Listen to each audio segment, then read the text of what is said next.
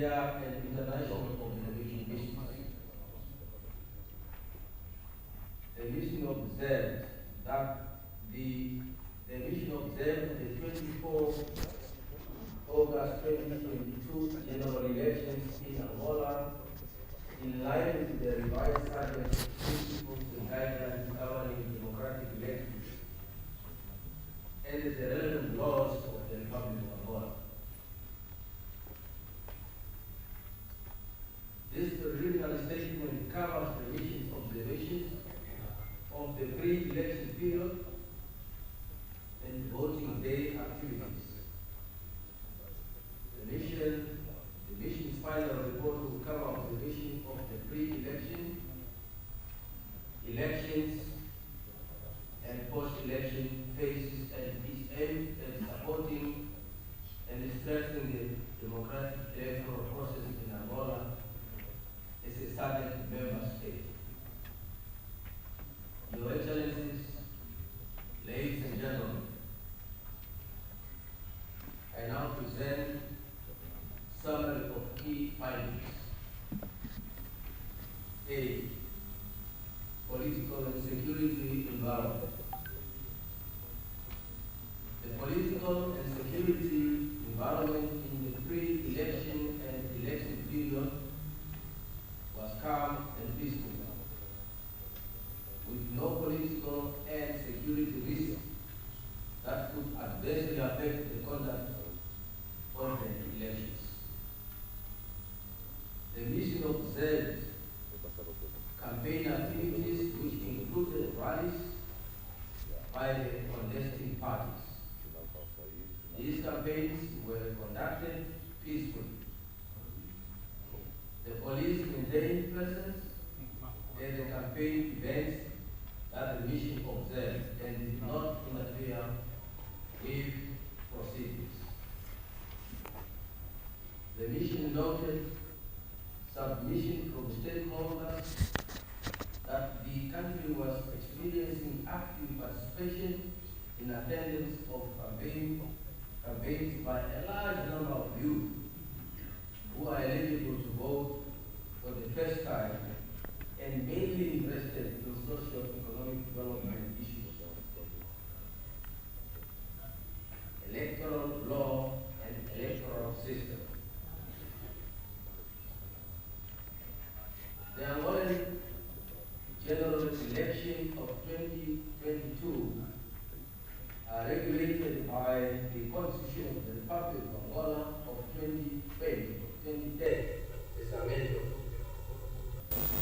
In addition to the Constitution, there are other applicable laws, and these include the organic law on the general elections, organic law on the organization and functioning of the National Electoral Commission, the law on political parties, the law on the funding of political parties, the nationality law, the law on the election observation, the organic law on the media,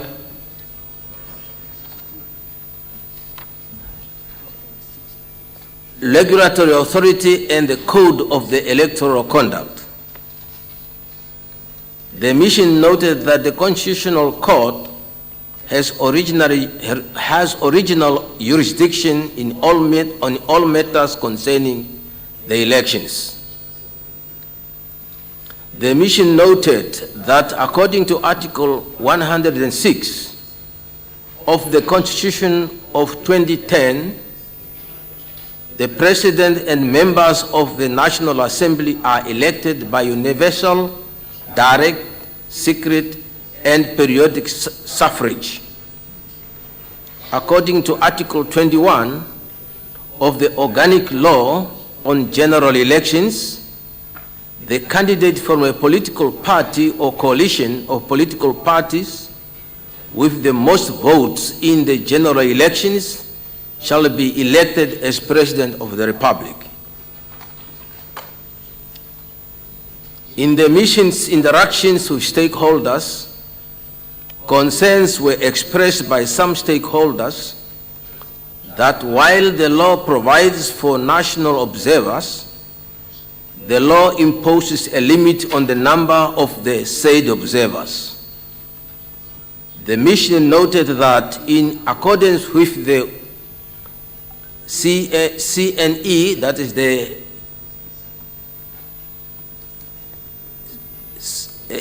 Commission on National Elections, Directive of 2022, the total number of 2,000 national election observers has indeed been set.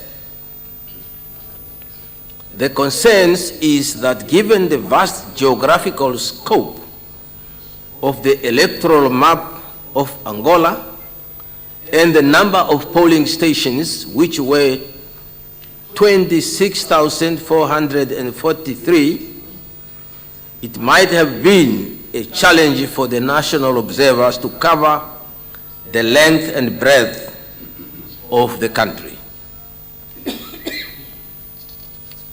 The management of the electoral process. The mission observed that the election in Angola are managed by the National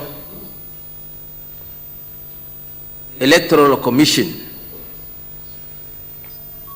The National Electoral Commission is established by Article 1 of the Organic Law on the Organization and Functioning of the National Electoral Commission in implementation of Article 107 of the Constitution of Angola. It is established as an independent body with a mandate to organize, implement, coordinate, and conduct elections. The Commission consists of 17 members. One is a judge appointed by the Superior Council of Judiciary, and 16 are appointed by the National Assembly by an absolute majority of members in office based on proposals by the parties and coalitions of political parties in Parliament. The members of the Electoral Commission serve for 2 5-year terms. The mission noted that voter registration is carried out through the collection of data obtained from the Civil Identification Database of the Ministry of the Territorial Administration and the information provided by voters. Once the Ministry of Territorial Administration has completed its regular process of civil registrations, the Electoral Commission, in terms of Article 6, 1H and I of the Organic Law on the Organization and Functioning of the National Electoral Commission, has the duty of conserving and managing data about voters obtained from the Civil Identification Database and the information provided by voters. The mission observed that the Electoral Commission reported that 14,399,391 voters within and outside Angola were said to be on the voters' roll, which is an increase of about 50% based on the registered voters from the previous election cycle of 2017. The mission also noted that 13,212 polling assemblies were established across the country. The mission took note of concerns from stakeholders in relation to the disclosing of voters' roll as prescribed by Article 86(5) of the Organic Law on General Elections. The concern was that the Commission did not timely publish the voters' roll at least 30 days prior to the date set for elections. Another concern, which was primarily from the political parties, is that the composition of the Electoral Commission is based on the proportion of parliamentary seats held by each respective political party, such that members of the party in majority will only take decisions which are acceptable to their party. The mission has noted that according to Article 16(2) of the Organic Law on the Organization and Functioning of the National Election Commission, the decisions of the Electoral Commission are made by consensus, failing which the absolute majority of members present prevail. The mission observed the following challenges that may require attention. 1, the need for compliance with the law pertaining to timely disclosing of the voters' roll, and 2, the need for the periodic updating of the civil identification database. Access to media.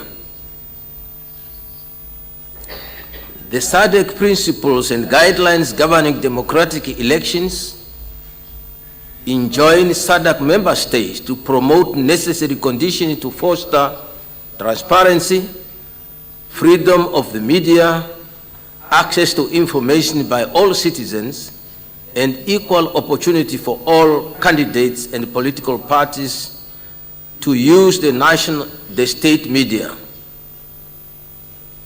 The mission noted that the Constitution of Angola provides for media freedom and the freedom of expression, which serves as a broad guidance for the conduct of the media. The Organic Law on the General Elections gives rights to all candidates for the general election to use public media on an equal basis. Complaints, however, have been noted during interactions with stakeholders that the ruling party was being favored by the state-owned television. E, participation of women in politics. The mission noted that although some political parties have put in place policies for the equal participation on the 50-50 basis of women in politics, the stakeholders acknowledged that the participation of women in the electoral process is still minimal compared to the relevant demographics. Out of the 8 candidates who had been listed by their political parties as presidential candidate, only 1 was a woman.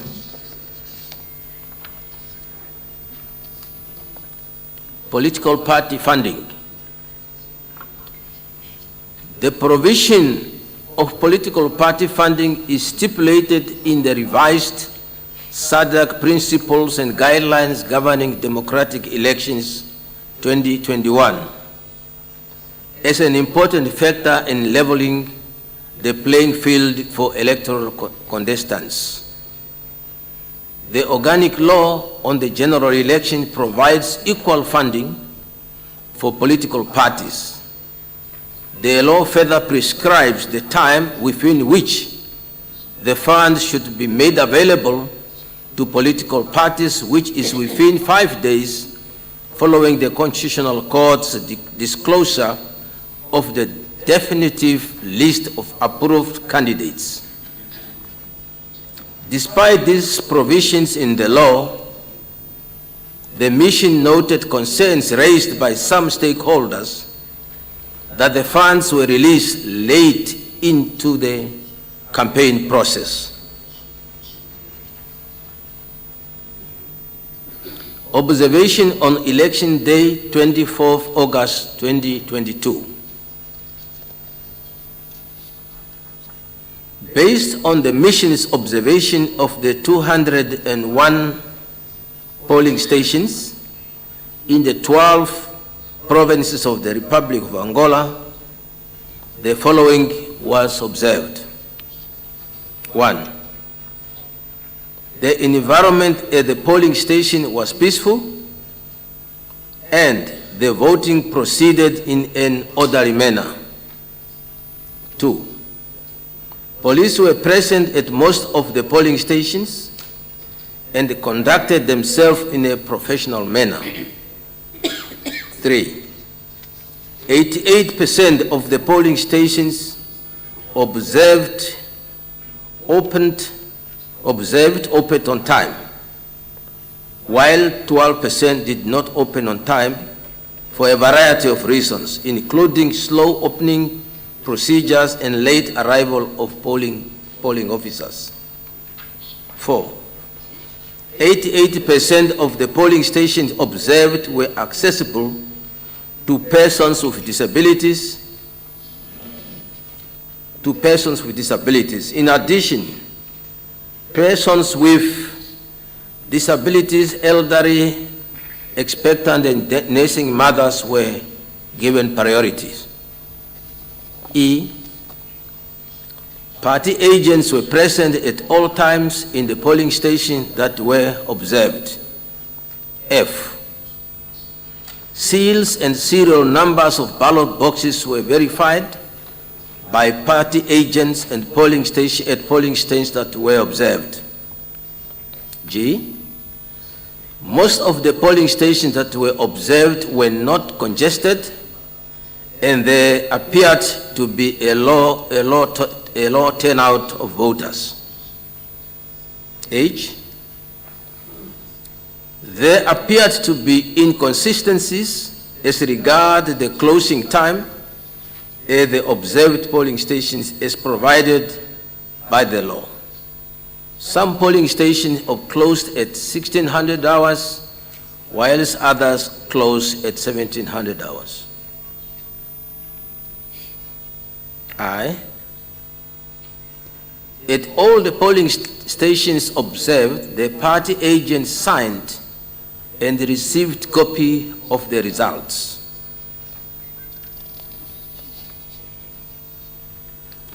Best practice.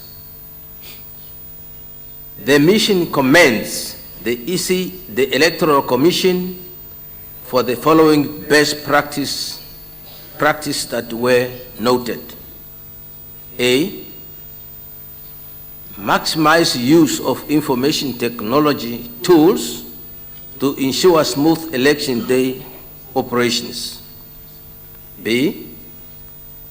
Telecommunication messaging system to inform people where they would be voting ahead of the election day, which enabled a smooth and efficient voting process.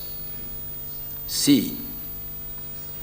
Consultation between polling officers and the party agents on the election process that enhanced transparency, and the mission commends the Republic of Angola for the following best practices that were noted. A. Equal funding of political parties, and B.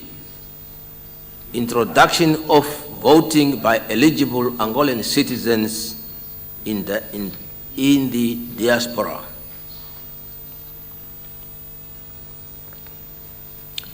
Recommended improvements in the electoral process.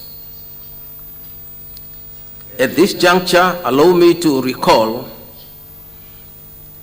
that the SADC Electoral Observer Mission is continuing the process of the electoral observation in the post-election phase.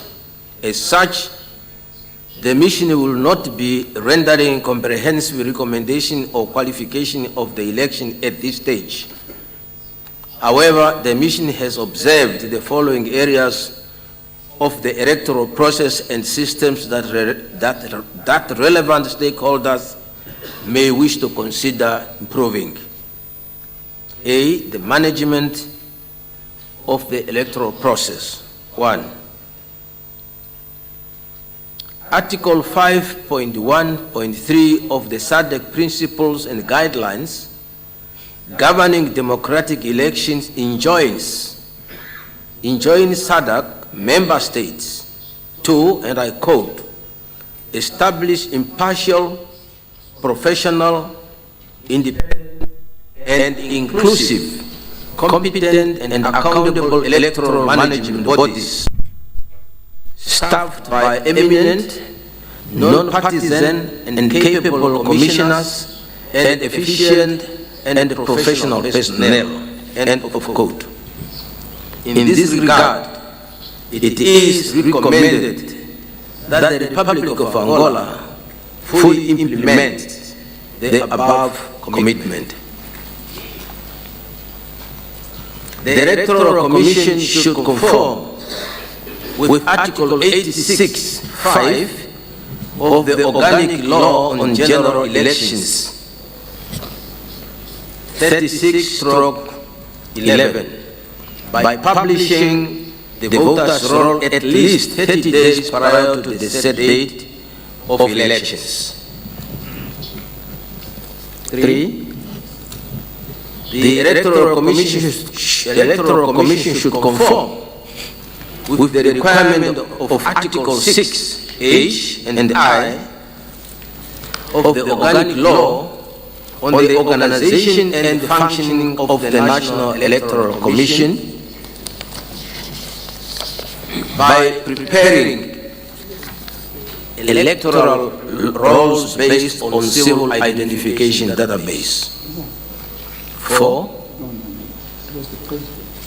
The Electoral Commission should enhance its stakeholder communication, civic and voter education to ensure that the electorate fully understand electoral procedures. 5. The Electoral Commission should also consider simplifying the law on the closing of the polling stations by only providing for the time at which a polling station will close and maintaining the right of those in the queue at that time to be allowed to vote. 6.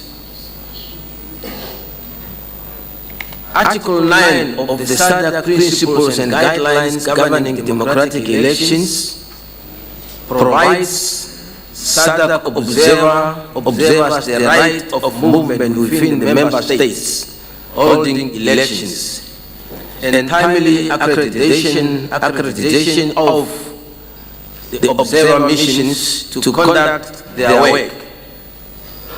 In this regard, it is recommended that the Electoral Commission of Angola extend these rights to observers. Access to media. The Electoral Commission is urged to review the enforcement mechanism for the law relating to the coverage of political parties and candidates by the public media to ensure effective implementation of equal coverage provisions. Participation of women in politics. Government and the political stakeholders are urged to improve the social, cultural, and political environment to enhance the participation and inclusion of female candidates in the political process, and to increase the representation of women in elected offices in line with the SADC Protocol on Gender and Development. Political party funding. The mission recommends that the government make available the funds to political parties within the prescribed time frames, in accordance with Article 81 of the Organic Law on the General Elections. The law prescribes the time within which the funds should be made available to the political parties, which is within 5 days following the Constitutional Court's disclosure of the definitive list of approved candidates. Conclusion. In conclusion, the mission observed that the pre-election and voting phases on the 24th of August 2022 general elections were peaceful, calm, and well organized, which enabled voters to express their democratic will. The mission also observed that political parties were able to campaign freely. Finally, the mission commends the Angolan people for maintaining a peaceful political environment during the pre-election and on the voting day. The mission will release its final report after the validation and proclamation of the final result is provided for in the revised SADC Principles and Guidelines Governing Democratic Election 2022. The final report will be shared with the Electoral Commission of Angola and all stakeholders. In terms of the revised SADC Principles and Guidelines Governing Democratic Elections, our long-term observers will remain on the ground to continue with the post-elections observation until 9 September 2022.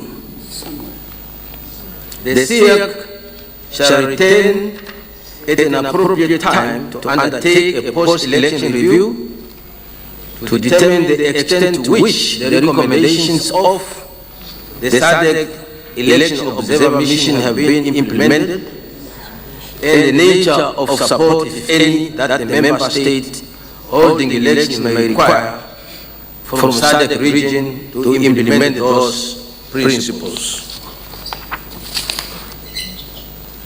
In the event of any electoral disputes, the mission appeals to all contestants to channel their concerns through established legal procedures and processes. The mission urges all political parties and the Angolan people and all other stakeholders to allow the Electoral Commission of Angola to announce the final result is legally mandated.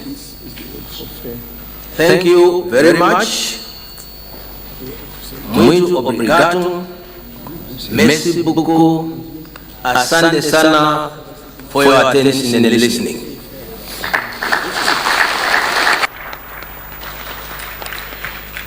Thank you.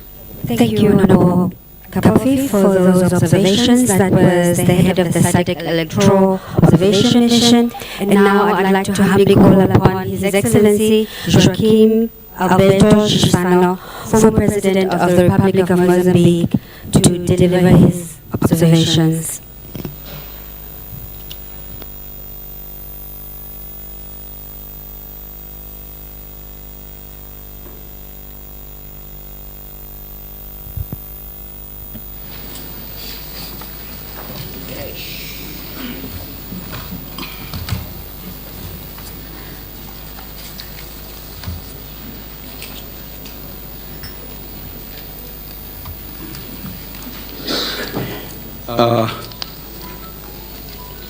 Our chef Missão de Observação Eleitoral da SADC, aos chefes de todas as missões de observação, aos meus pares, antigos chefes de Estado, e a todos os participantes neste encontro. Gostaria de apresentar a declaração conjunta com Sua Excelência Dr. Jakaya Mrisho Kikwete, antigo Presidente da República Unida da Tanzânia, e eu próprio, Joaquim Alberto Chissano, antigo Presidente da República de Moçambique, nas nossas qualidades de observadores internacionais às eleições gerais em Angola, realizadas no dia 24 de agosto de 2022. A convite de Sua Excelência João Manuel Gonçalves Lourenço, Presidente da República de Angola, Sua Excelência Dr. Jakaya Mrisho Kikwete, antigo Presidente da República Unida da Tanzânia, e eu, Joaquim Alberto Chissano, antigo Presidente da República de Moçambique, visitamos Angola para, na qualidade de observadores eleitorais internacionais, assistir às eleições gerais em Angola, realizadas no dia 24 de agosto de 2022.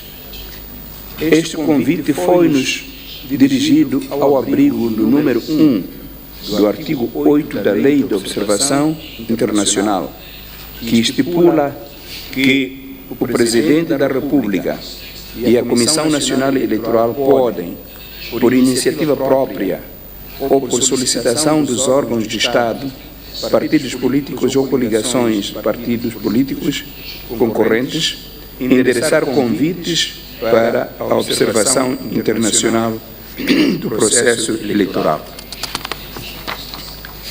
Desde a nossa chegada a Angola, nos dias 16 e 20 de agosto de 2022, tivemos a oportunidade de nos reunir com vários intervenientes no processo eleitoral, incluindo o candidato presidencial do MPLA, Sua Excelência João Manuel Gonçalves Lourenço, o candidato presidencial da UNITA e da Frente Patriótica, Sr.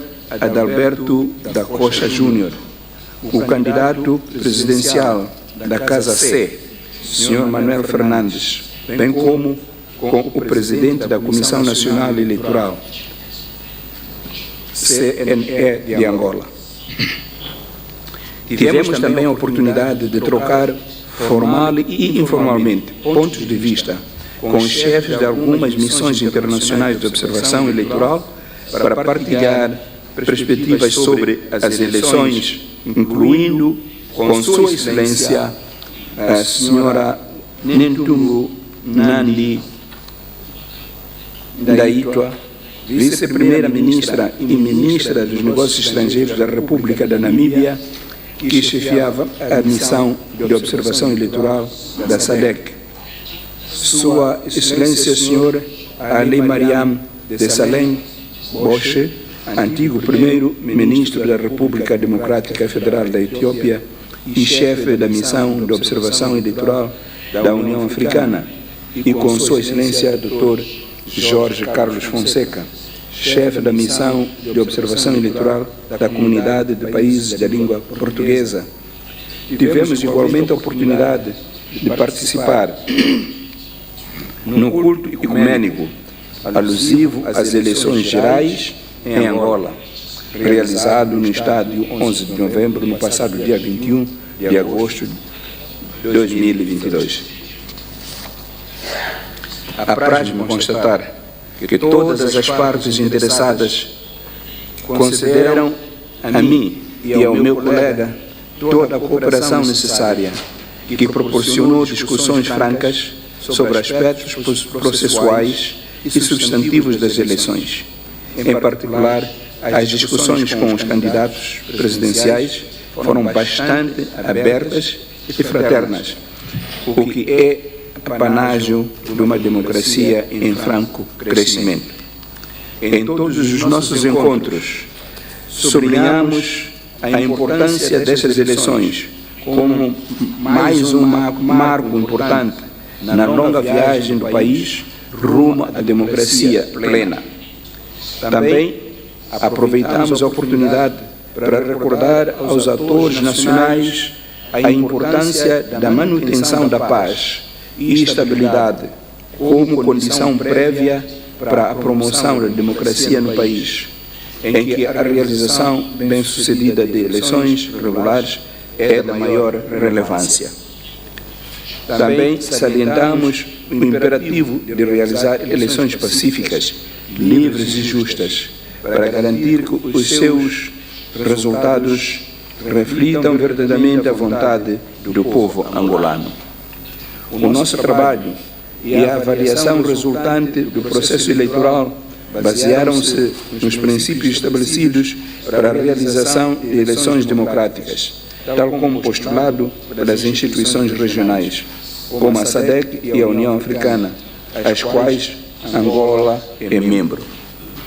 Queremos expressar a nossa gratidão pelo caloroso acolhimento e cooperação que nos foi estendido por todas as instituições governamentais, Comissão Nacional Eleitoral, candidatos presidenciais, partidos políticos e grupos de observadores que tornaram o nosso trabalho mais fácil. Considerações gerais.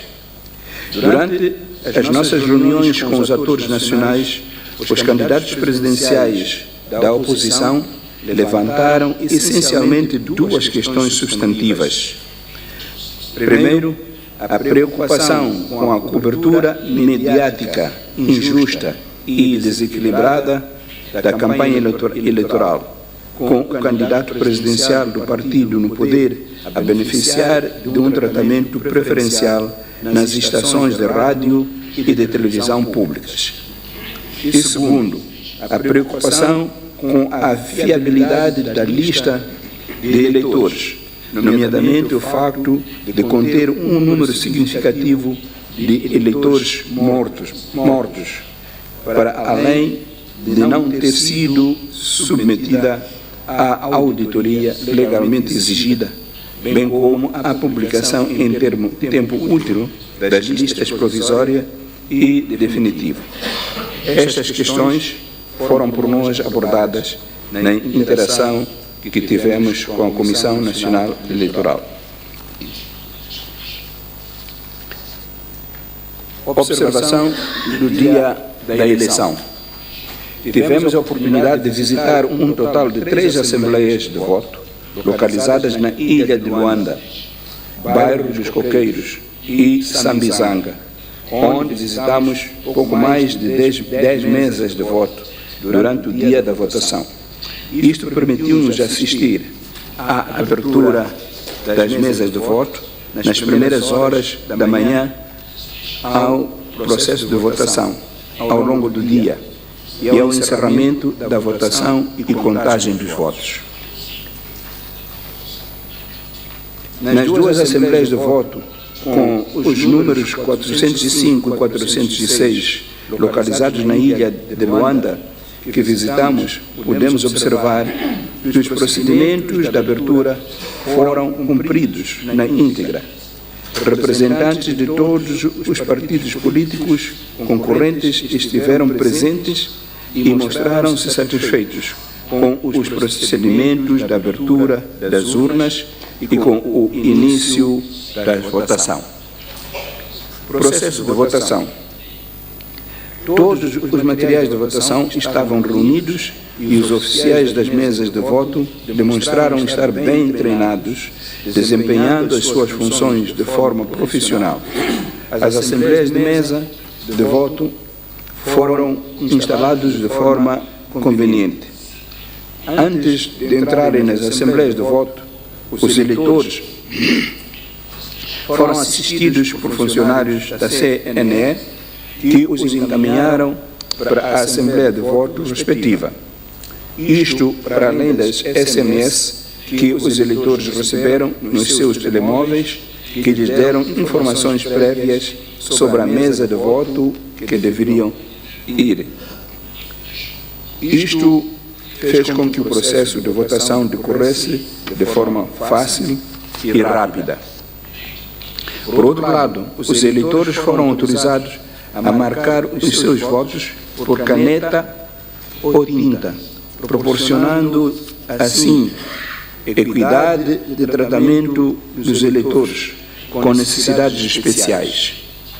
Observou-se também que os idosos receberam tratamento preferencial e não tiveram que esperar na fila de votação.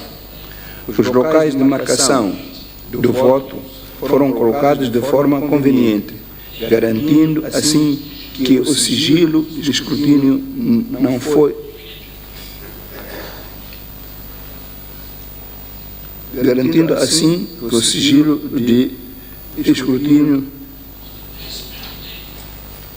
fosse comprometido.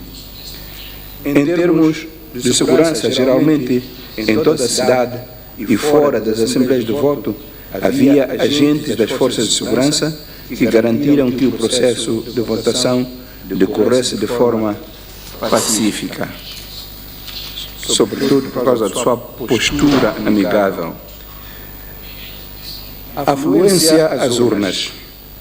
Nas assembleias de voto que visitamos, houve uma afluência de eleitores satisfatória, com uma taxa média de 50% da afluência às urnas. O fecho das urnas e contagem de votos. Observou-se que os funcionários das assembleias de voto aderiram satisfatoriamente aos procedimentos de encerramento das urnas.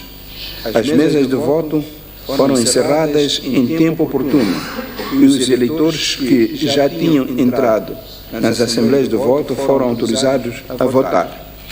Nas assembleias de voto que visitamos, os procedimentos de contagem de votos foram observados e testemunhados por agentes dos partidos políticos.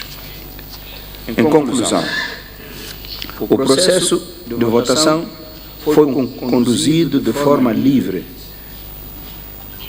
justa e transparente. Por conseguinte, queremos elogiar o povo angolano pela forma ordeira como participou nas eleições. Queremos também elogiar os agentes das assembleias de mesa de voto, bem como os representantes dos partidos políticos concorrentes pela forma profissional como se comportaram durante o dia da votação.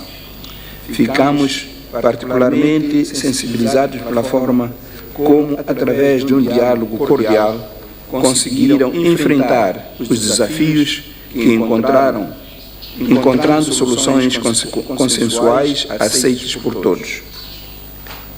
O povo angolano mostrou ao mundo um bom exemplo de como fortalecer a democracia através de uma eleição conduzida com sucesso. Com o processo eleitoral bem-sucedido, aqui acabamos de testemunhar.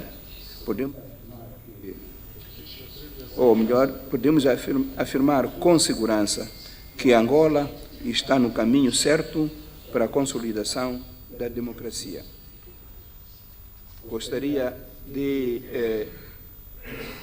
fazer nossas as palavras de congratulações que o chefe da delegação da SADC se referiu, porque estamos de pleno acordo, e também das recomendações que ele aqui indicou.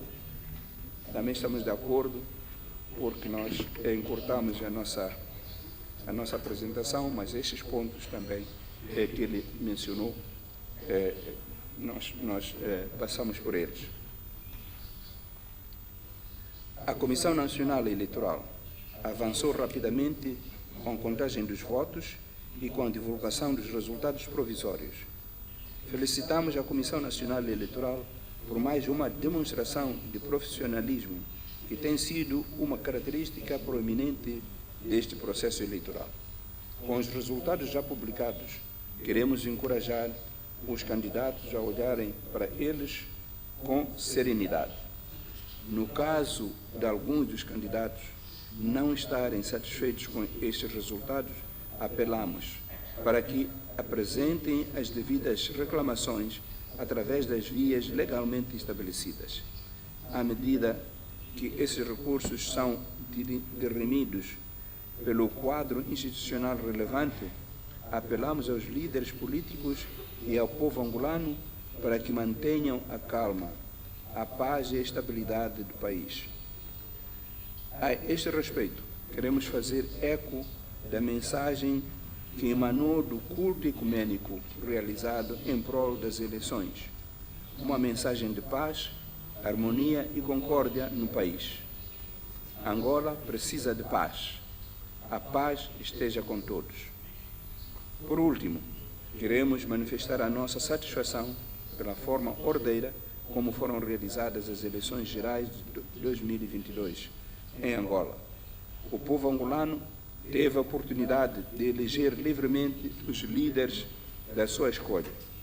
É nossa expectativa que quaisquer processos pós-eleitorais subsequentes respeitem, defendam e reflitam a vontade do povo de Angola, tal como expressa nas urnas.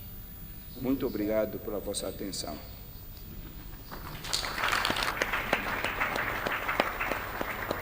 Obrigada, and thank you, Your Excellency Joaquim Alberto Chisado. I would like to now call upon His Excellency Haile Mariam Desalegn, former Prime Minister of the Federal Republic of Ethiopia and head of the African Union Electoral Observation Mission, to present his observations. Thank you.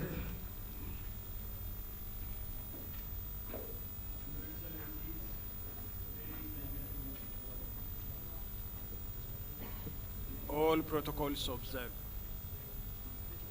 At the invitation of the National Electoral Commission of the Republic of Angola, and as part of its mandate to deepen democratic governance in Africa, the African Union deployed a short-term election observation mission from 19th to the 27th August 2022 to observe the 24th August 2022 general elections. The AU Election Observation Mission comprised 49 observers. The mission assessed the general elections against its continental obligations for democratic elections contained in the African Charter on Democracy, Elections and Governance, among others, as well as Angola's legal framework for elections. As part of its methodology, the mission engaged with key electoral stakeholders, including the Constitutional Court, the Election Commission, political parties and candidates, security agencies, representatives of civil society organizations, the media, diplomatic corps, and fellow international observers, among others. This summary preliminary statement presents the findings and recommendations of the mission on the electoral process up to the counting phase of the election day. Ladies and gentlemen, the mission makes the following summary preliminary key observations. General political context of the elections. The 2022 general elections are the fifth since the country's independence in 1975, and the elections presented another important opportunity for the people of Angola to consolidate their democracy, peace and stability since the end of the civil war in 2002. They also took place against a backdrop of socio-economic challenge exacerbated by the COVID-19 global pandemic. The elections enfranchised voters in the diaspora for the first time in the history of the country, thereby extending the democratic rights to this category of citizens to elect their leaders. The mission is pleased to note that this was one of its recommendations during the 2017 general elections and commends Angola for taking this initiative. The electoral environment was generally peaceful. The mission noted some instances of disturbances, such as demonstrations during the electoral process. However, these disturbances are isolated incidents and did not affect the overall planning for the elections. The legal framework. The legal framework provides for a bill of political rights and freedoms which are important for participation in electoral processes. However, as was in 2017, the mission noted some limitations on the right of access to information and the freedom of press. The mission had made recommendations to address these limitations. Among changes in the legal framework, the mission noted that the Commission set a limit to the number of national observers. This undermines the principle of unimpeded access in line with Article 19 of the African Charter on Democracy, Elections, and Governance. The mission noted that some stakeholders expressed concerns about lack of inclusiveness in the amendment process of the legal framework for the 2022 elections. In the electoral system, Angola uses proportional representation electoral system, which potentially promotes inclusive governance, which is critical for long-term peace and stability. However, the current design of the system does not provide for affirmative action, which is important for correcting social imbalances and ensuring equitable representation in elective institutions, particularly on gender. In the election management, the National Electoral Commission consists of 17 members comprising a president drawn from the judiciary and 16 drawn from the political parties and coalitions. The nature of election management body model, where political parties are represented, makes it susceptible to undue political influence, which potentially undermines the principle of independence in election management. The mission noted that voter registration, a key process in election management, is carried out by the Ministry of Territorial Administration. This limits the role of the Electoral Commission in ensuring full control of all the key responsibilities of election management. On voter registration, the mission received reports that the voters list was audited to assess its integrity. However, stakeholders raised concern about the lack of transparency in appointing the audit firm and the results thereof. They also cited inadequate consultation during voter registration and verification, which undermine public trust and confidence in the electoral processes. The Electoral Commission is mandated to disclose the voters' list by voting station at least 30 days prior to polling day.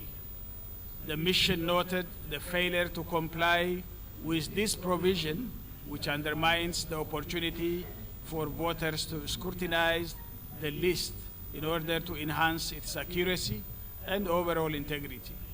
For instance, some stakeholders raised concerns about the presence of diseased voters in the list. Campaigns. The mission noted that the campaign process was generally peaceful.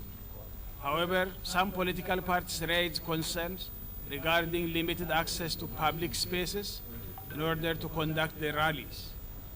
The mission noted that media coverage was not in full compliance with the legal provisions of equality. On inclusive participation, the mission noted the progressive measures to promote inclusion in the electoral processes to disadvantaged groups. The mission appreciates that there was one female candidate heading the Humanist Party of Angola. Similarly, the Popular Movement for the Liberation of Angola nominated a female vice president for the first time. The mission also noted gender consideration among polling staff as well as political party delegates. These milestones, while significant, still need to be enhanced to ensure equal representation in political and electoral participation. Ladies and gentlemen, on election day, 49 observers visited 169 polling stations in 7 provinces to observe the opening, voting, closing, and counting procedures in 57% of the urban areas and 43% rural areas. The atmosphere in all polling stations visited on election day was peaceful and calm. 92% of the polling stations visited opened on time at 7 hours, while 8% opened late. In the case of those that opened late, it varied between 60 minutes and 1 hour late for the different reasons, including poor preparation by polling officials, late arrival of polling officials, and late arrival of materials. Generally, polling staff were competent and professional in carrying out their duties in line with procedures and demonstrated a sense of commitment. The mission noted that materials were delivered in advance in most polling stations visited and were in sufficient quantities. The mission also noted the presence of party delegates and international observers at some polling stations visited, which is critical for a transparent polling process. There was a notable limited presence of national observers in stations visited. In addition, there were some incidents where some AU observers were denied information and access to counting procedures in Luanda. The mission commends efforts by the Electoral Commission for additional officials equipped with tablets at different polling centers deployed to assist voters in identifying their polling station. The layout of the polling stations promoted the easy flow of voters. The voting procedure and polling station layout allowed for secrecy of ballot in polling stations visited. The Electoral Commission announced on polling day that voters with expired identification cards and photocopies with waiting slips within Angola and the diaspora would be allowed to vote. The mission observed that some voters had already been turned away at the time of the announcement. Most polling stations observed closed at 17 hours. All voters in the queue at the closing time were allowed to cast their vote. However, the mission observed some instances where there was confusion on closing time between 16 hours and 17 hours. This could be attributed to the interpretation of the law. The mission also noted that ballot reconciliation was done at the end of voting in polling stations visited. The mission also noted that counting was conducted as per procedures in the presence of party delegates and agents who were provided with copies of the results. Some observers witnessed that the materials used to capture the minutes of the polling station did not sufficiently duplicate beyond the third of the 8 copies required. Ineligible duplicates given to party delegates has the potential of fueling disputes around the official results. Your Excellencies, ladies and gentlemen, the mission therefore makes the following conclusion. The 2021 general election presented another important opportunity for the people of Angola to consolidate their democracy, peace, and stability since the end of the civil war in 2002. While there were few reports of an even playing field, the mission notes that elections were generally conducted in a peaceful, organized, and professional manner. The mission commends the people of Angola for their determination to peacefully exercise their democratic right to choose their leaders through the ballot. The mission calls on all stakeholders to maintain peaceful conduct while waiting the announcement of the results by the Electoral Commission. The mission also calls on the Electoral Commission to conduct the remaining electoral processes in a transparent and accountable manner and encourages all aggrieved parties to seek legal redress in case of any disputes on the outcome of the elections. The mission acknowledges that the electoral process is ongoing and will continue to observe the remaining phases. The AU will produce a more comprehensive final report of the electoral process. Ladies and gentlemen, based on the following findings, the mission prefers the following preliminary recommendations for consideration by stakeholders. To the government, National Assembly, and other relevant stakeholders, consider adoption of affirmative actions aimed at increasing participation of underrepresented groups in elective institutions such as women, disabled persons, and the youth.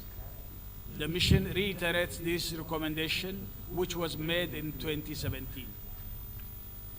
Strengthen enforcement mechanisms to promote balanced and equitable access to media coverage for all parties in electoral processes.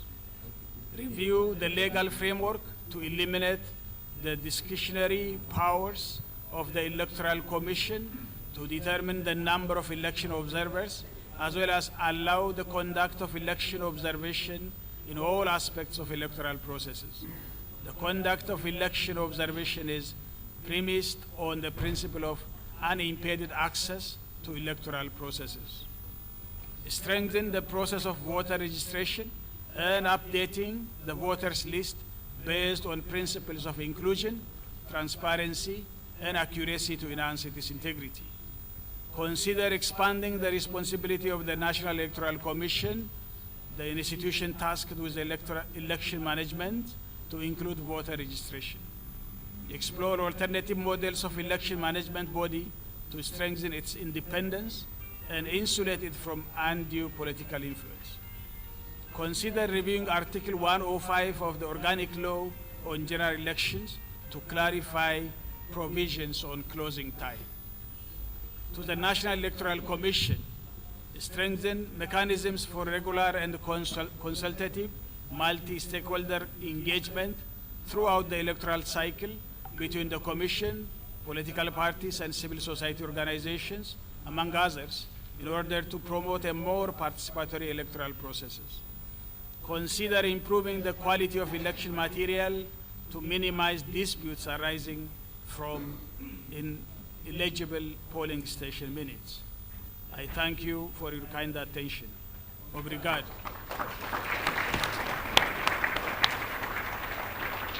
Thank you, Your Excellency Helen Miriam de Salgen, the head of the African Union Electoral Observation Mission.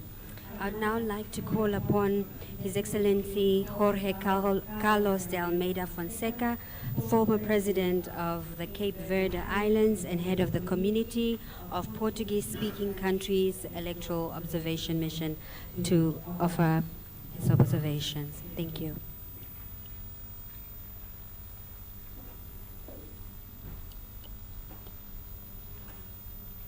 Muito obrigado. Boa tarde a todos. Excelências, senhoras e senhores, chefes de missão de observação eleitoral das diferentes organizações aqui presentes, excelentíssimas autoridades angolanas, excelentíssimos profissionais da imprensa e da comunicação social no geral, minhas senhoras e meus senhores,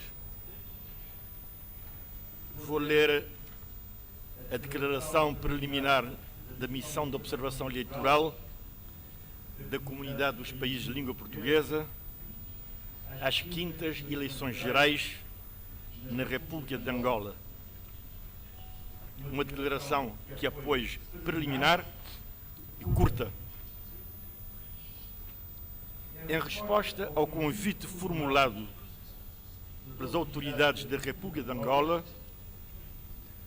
a Comunidade dos Países de Língua Portuguesa, CPLP, constituiu uma missão de observação às 5ª Eleições Gerais de Angola, realizadas a 24 de agosto do corrente ano. A missão de observação eleitoral da CPLP, chefiada por Jorge Carlos Fonseca, antigo Presidente da República de Cabo Verde, integra um total de 27 observadores, entre os quais diplomatas e técnicos nomeados pelos Estados-membros, representantes da Assembleia Parlamentar da CPLP, indicados pela Assembleia Nacional de Cabo Verde, pela Assembleia da República de Moçambique, pelo Parlamento da Guiné Equatorial, pela Assembleia da República Portuguesa, pela Assembleia Nacional de São Tomé e Príncipe e pelo Parlamento Nacional de Timor-Leste, bem como de funcionários do Secretariado Executivo da CPLP.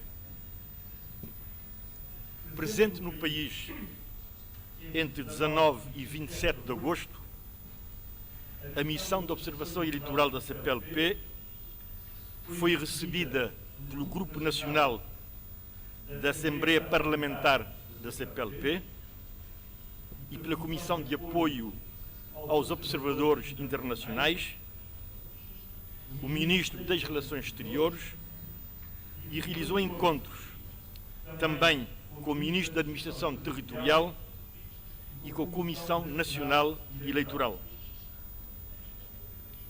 Reuniu-se também com o grupo dos embaixadores dos Estados-membros da CPLP e manteve uma estreita articulação com outras missões de observação internacional, nomeadamente com a União Africana, a Comunidade para o Desenvolvimento Económico da África Austral, SADC, e a Comunidade Económica dos Estados da África Central. Durante este período, a missão acompanhou a fase final da campanha eleitoral, tendo estado presente em comícios realizados na província de Luanda, de 3 forças políticas, e promoveu encontros com diversos partidos políticos e candidatos.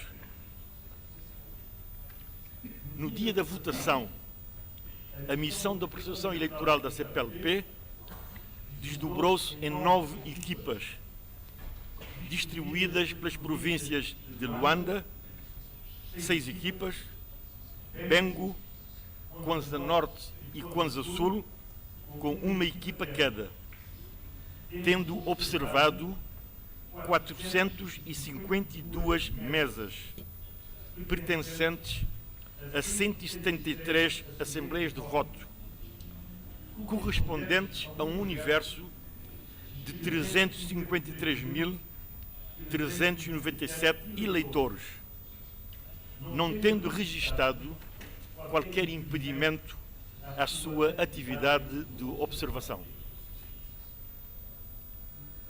Nas observações que realizou, a missão da CPLP verificou que as assembleias de voto estavam devidamente identificadas e acessíveis aos eleitores, dispondo do material e das condições necessárias ao seu funcionamento.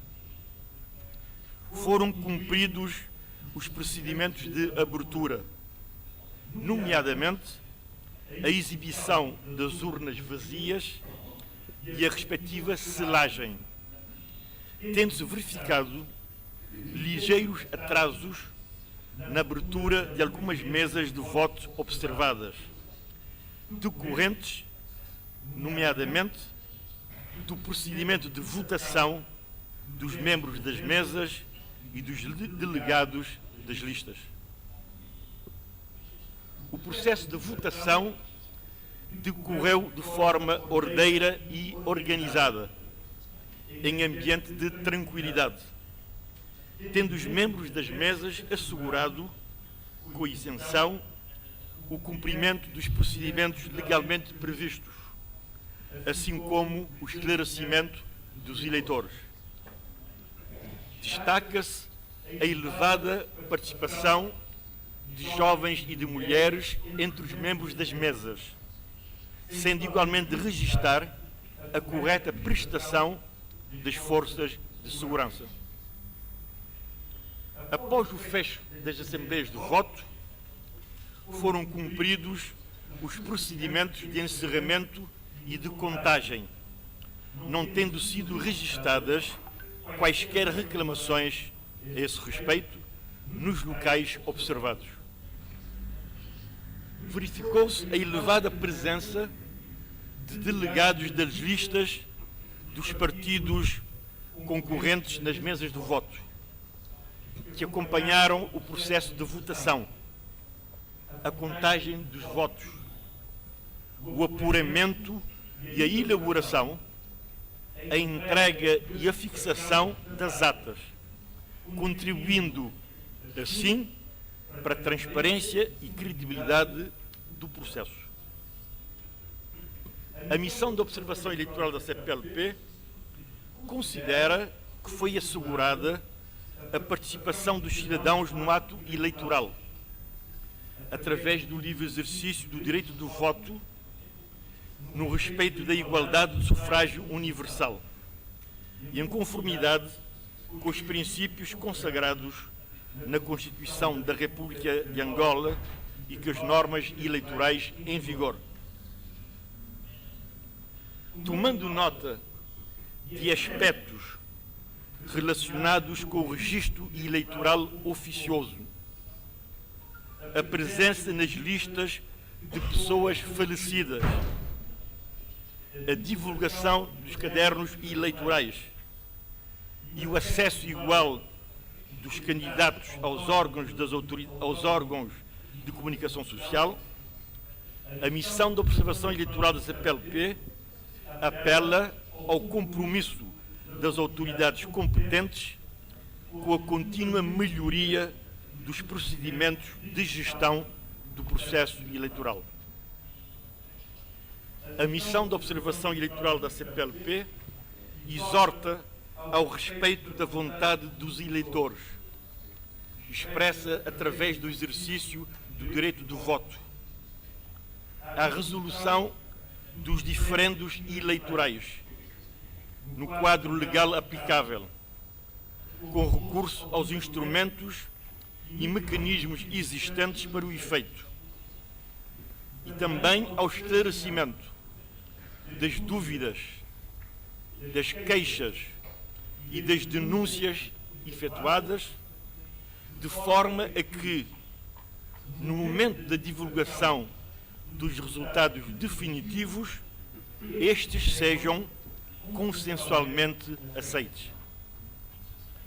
Por último, e recordando que eleições democráticas e participadas são um pilar fundamental da boa governação, da estabilidade e do desenvolvimento económico e social, a missão de observação eleitoral da CPLP saúda o povo da República de Angola pela forma pacífica e ordeira como exerceu o direito de voto, contribuindo para o reforço da democracia e do Estado de Direito no país e, por conseguinte, para a coesão e afirmação internacional da comunidade dos países de língua portuguesa.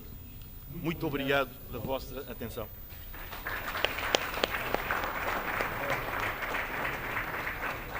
Obrigada, and thank you, His Excellency Jorge Carlos de Almeida Fonseca, And now I'd like to call upon His Excellency Peter Masani Musonga, the former Prime Minister of the Republic of Cameroon and the head of the Economic Community of the Central African States Electoral Observation Mission.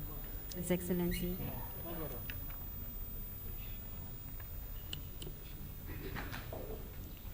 Good afternoon, Excellencies, ladies and gentlemen, all protocol duly respected. I'm going to make a brief presentation of the preliminary statement of the ECAS General Elections International Observation Mission in the Republic of Angola. In accordance with the mandate of the Commission of the Economic Community of Central African States, ECAS, to support member states engaged in electoral processes, His Excellency Ambassador Gilberto da Piedad Verissimo, President of the ECAS Commission, deployed an international electoral observation mission of the general elections of August 24, 2022 in the Republic of Angola.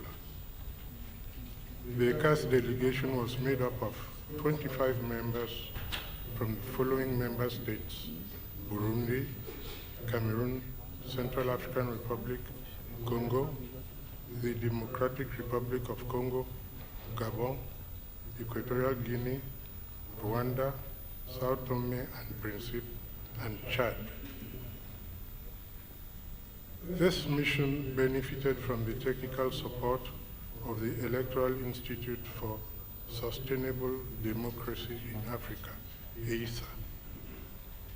The work of the mission was carried out on the basis of the relevant provisions of the fundamental legal texts governing the organization of general elections in Africa, including the African Charter on Democracy, Elections and Governance, adopted in Addis Ababa on January 30, 2007. The revised ECAS Treaty, adopted in Libreville on December 18, 2019. The Brazzaville Declaration of Heads of State and Government of ECAS of June 7, 2005, relating to support for member states engaged in electoral processes, and the national legislative and regulatory framework. Political and security context. The ECAS International Electoral Observation Mission deployed its observers in 7 provinces: Luanda, Bengo, Kwanza Norte, Kwanza Sud, Zaïre, Uige, and Malanje, to monitor the general vote of August 24, 2022. The mission noted a climate of peace and security throughout the country.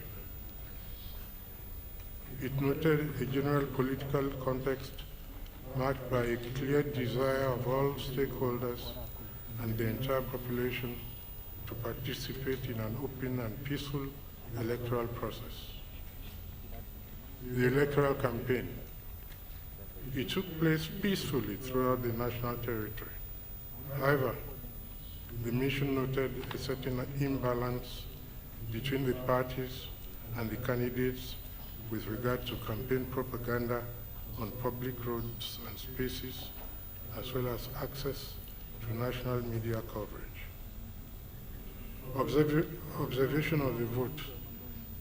Regarding the location and opening of polling stations, all the polling stations visited by the ECAS electoral observation teams opened at 7 a.m. and closed at 4 or 5 p.m. Most of the polling stations visited were located in public buildings and in schools. They were accessible to voters. The mission observed real enthusiasm among voters at the opening of the polls and mobilization until closure. Regarding electoral material, the mission noted that electoral materials were of good quality, available, and in sufficient quantity in the polling stations visited. Concerning election staff and the conduct of the poll, the electoral personnel were all in the polling stations and demonstrated a good command of electoral procedures. The mission noted a good presence of women among the members of the polling stations. The mission observed a discrete presence of security forces, the police, near polling centers. Concerning the list of electors and voter cards, the mission observed that the electoral lists were available in all the polling stations visited. In several voting centers, they were displayed. Most of the polling stations visited were set up to ensure the smooth flow of voting. The layout of the voting booths was generally adapted so that voters could make their choice under conditions guaranteeing the secrecy of the vote. Regarding participation in election observation, the mission met international observers in the field, in particular those from the African Union, the Development Community of Southern African States, SADC, and the International Conference on the Great Lakes region, and some national observers. The mission noted the timely presence of delegates of candidates in the polling stations visited. Regarding security, the presence of the police was discreet in all the polling centers visited. It was neither inclusive nor invasive during voting operations. It was neither intrusive nor invasive during voting operations. Regarding the closing of the votes and the counting, polling stations closed around 5 p.m. in accordance with the organic law on general elections. The counting operations took place calmly immediately after the vote. The polling stations visited were adequately lit during the count. The mission observed that the National Electoral Commission took all measures to facilitate transparent counting. The mission noted that voter turnout was less than those registered on the lists in the polling stations. Recommendations. The ECAS mission makes the following recommendations. To the government, facilitate entry into the national territory of international election observer missions in accordance with the international commitments made by the country in the field of elections. Improve the conditions and remobilize the participation of citizens in the democratic life of the country. To the Electoral Commission, take measures to facilitate easy access to polling stations for people living with disabilities and pregnant women or women carrying babies. To candidates and political parties, promote and encourage the culture of peace in order to include their actions in the consolidation of national cohesion. Prioritize legal means in the event of disputes or claims. And to civil society, pursue the sensitization of the population for active participation in the political life of the country. In conclusion, The general elections of August 24, 2022 took place in a peaceful context that was calm. The Icts mission congratulates the Angolan people for their political maturity and for their participation in the 5th democratic elections in their country.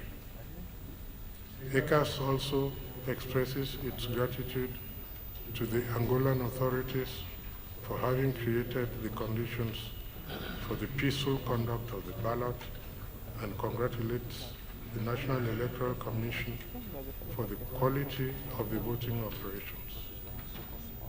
The Icts mission expresses the wish that the proclamation and management of any disputes should take place peacefully and in compliance with national laws. Done in Luanda, August 26, 2022, the head of the Icts mission. Thank you very much for your kind attention.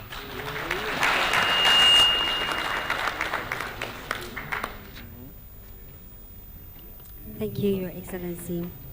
I would now like to call upon Honorable Advocate Jacob Francis Nzidamilimo Mudenda, the Speaker of Parliament of the Republic of Zimbabwe and head of the SADC Parliamentary Forum Electoral Observation Mission.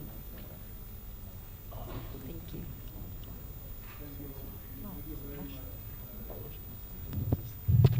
Thank you very much, Moderator. I recognize the former Vice Presidents of Mozambique and Tanzania, Their Excellencies Chisano and Kikwete, former presidents. Thank you.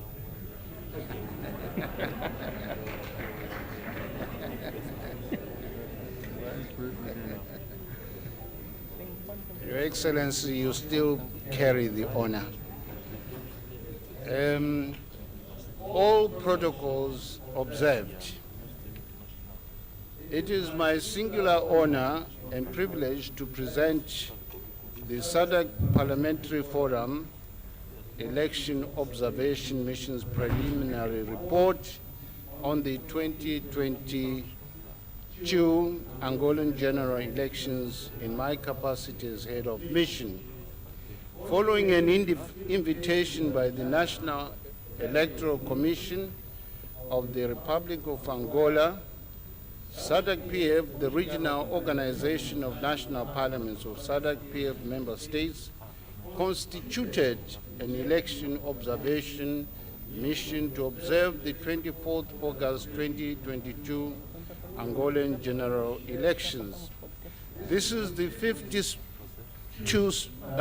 election observation mission deployed to SADC member states since 1999, when the SADC-PF started observing elections. In the case of Angola, this is the second time that SADC-PF is observing the country's elections, having previously observed the 2012 elections. The mission has a total of 23 members, comprising members of parliament from 6 of the 15 SADC-PF national parliaments, namely Madagascar, Mozambique, Namibia, South Africa, Zambia, and Zimbabwe. The mission is supported by the staff of SADC-PF, national parliaments, and officials from SADC-PF Secretariat. The preliminary report shares the SADC-PF mission's observations, findings, and recommendations in the firm belief that it will serve to strengthen the democratic electoral practices in Angola and the SADC region. A more detailed final report will be published thereafter.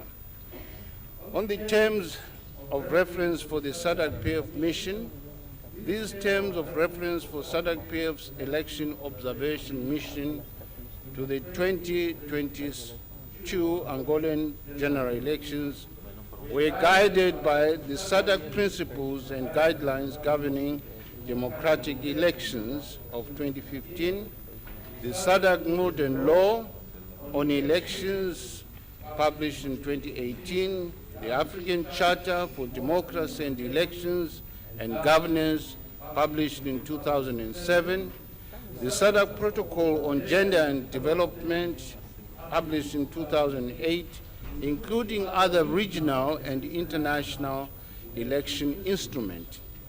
Now, the training and orientation workshop of the Observer Mission commenced for MPs and staff members took place on the 18th to the 19th August 2022 in Luanda.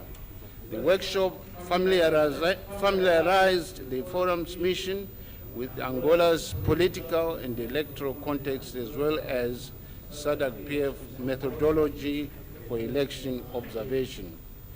Now, the observation methodology is as follows. The SADC-PF's election observation followed a multi-pronged observation methodology which included the following. 1, familiarization with the relevant sections of the country's constitution and legal framework for the elections. 2, analysis of relevant election documents such as polling station maps and manuals on voting procedures.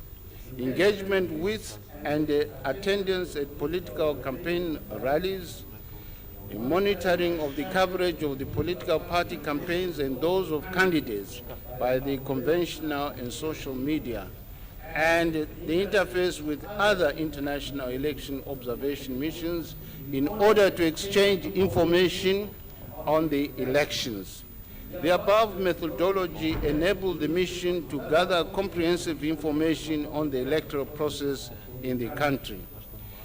The SADC-PF election observation mission was divided into 4 teams, which were deployed from the 20th to the 25th August 2022.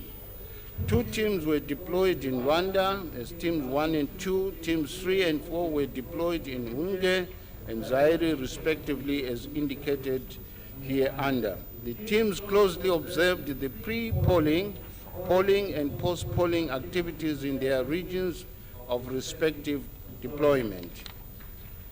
The areas of observations. The mission's areas of observations were as follows. 1, the adherence of the to the Constitution and legal framework regarding the electoral process. 2, the integrity of the voters' roll. 3, adequacy of civic and voter education. 4, participation of women as voters, candidates, and election officials. 5, participation of youth as voters, candidates, and election officials. 6, preparation and distribution of voting materials. 7, adequacy and location of polling stations and the related logistics. 8, vote counting and tallying of the results at the polling station. 9, effective use of information and communication technologies, ICTs. 10, effectiveness of conflict resolution mechanisms. 11, fair and adequate media coverage of parties, candidates, and election-related events. 12, conduciveness of the political and campaigning environment. 13, professionalism and security services. And 14, political party and campaign funding. 15, best practice from the Angola general elections, and areas of improvement and overall mission assessment of the entire electoral process. In carrying out this election mandate in the above areas of observation, the mission was guided by the principles of impartiality, comprehensiveness, transparency, inclusiveness, and objectivity. The mission's findings are as follows. The constitutional and legal framework. The mission established that the constitutional and legal framework governing elections in the Republic of Angola is based on the following legal instruments. I shall not repeat these because they're ably quoted by SADC chair. Then the mission noted that Articles 52 and 53 of the Constitution of the Republic of Angola expressly provide citizens' right to take part in political life and public affairs of Angola. Furthermore, Articles 54 and 55 guarantee citizens' right to vote for political representatives of their choice and to form political association and all parties. Accordingly, the mission is convinced that the Constitution and the legal framework governing elections in the Republic of Angola creates a conducive environment for the conduct of democratic, credible, and transparent elections. Now, the National Electoral Commission of Angola, CNE, the mission noted that Article 107, subsection 1 of the Constitution provides for the establishment of an independent electoral commission with a clear mandate. Other issues of the Electoral Commission of Angola are laid out in the Organic Law on General Elections of 2011. It is noted that the CNE is composed of 17 commissioners and its chairperson is a judge appointed by the Superior Council of the Judiciary. The other 16 members of the commission are appointed by the National Assembly as proposed by the parties and coalition of the political parties represented in Parliament on proportional basis. The observation mission was pleased that the CNE is decentralized to provincial and municipal levels for accessibility to the electoral stakeholders. Relatedly, the observation mission noted the stakeholders' concern that the appointment of the commissioners on political proportionality in the National Assembly may undermine the impartiality and independence of the management of the elections and the resolution of electoral disputes. The mission was informed that the CNE had registered 399,391 million voters, established 13,212 polling stations, and 26,443 voting streams or voting tables. It was also responsible for collating election materials, including ballot papers, which were timely dispatched to all voting centers. The CNE also trained election officials and conducted voter education, thereby attesting to its preparedness to conduct the elections.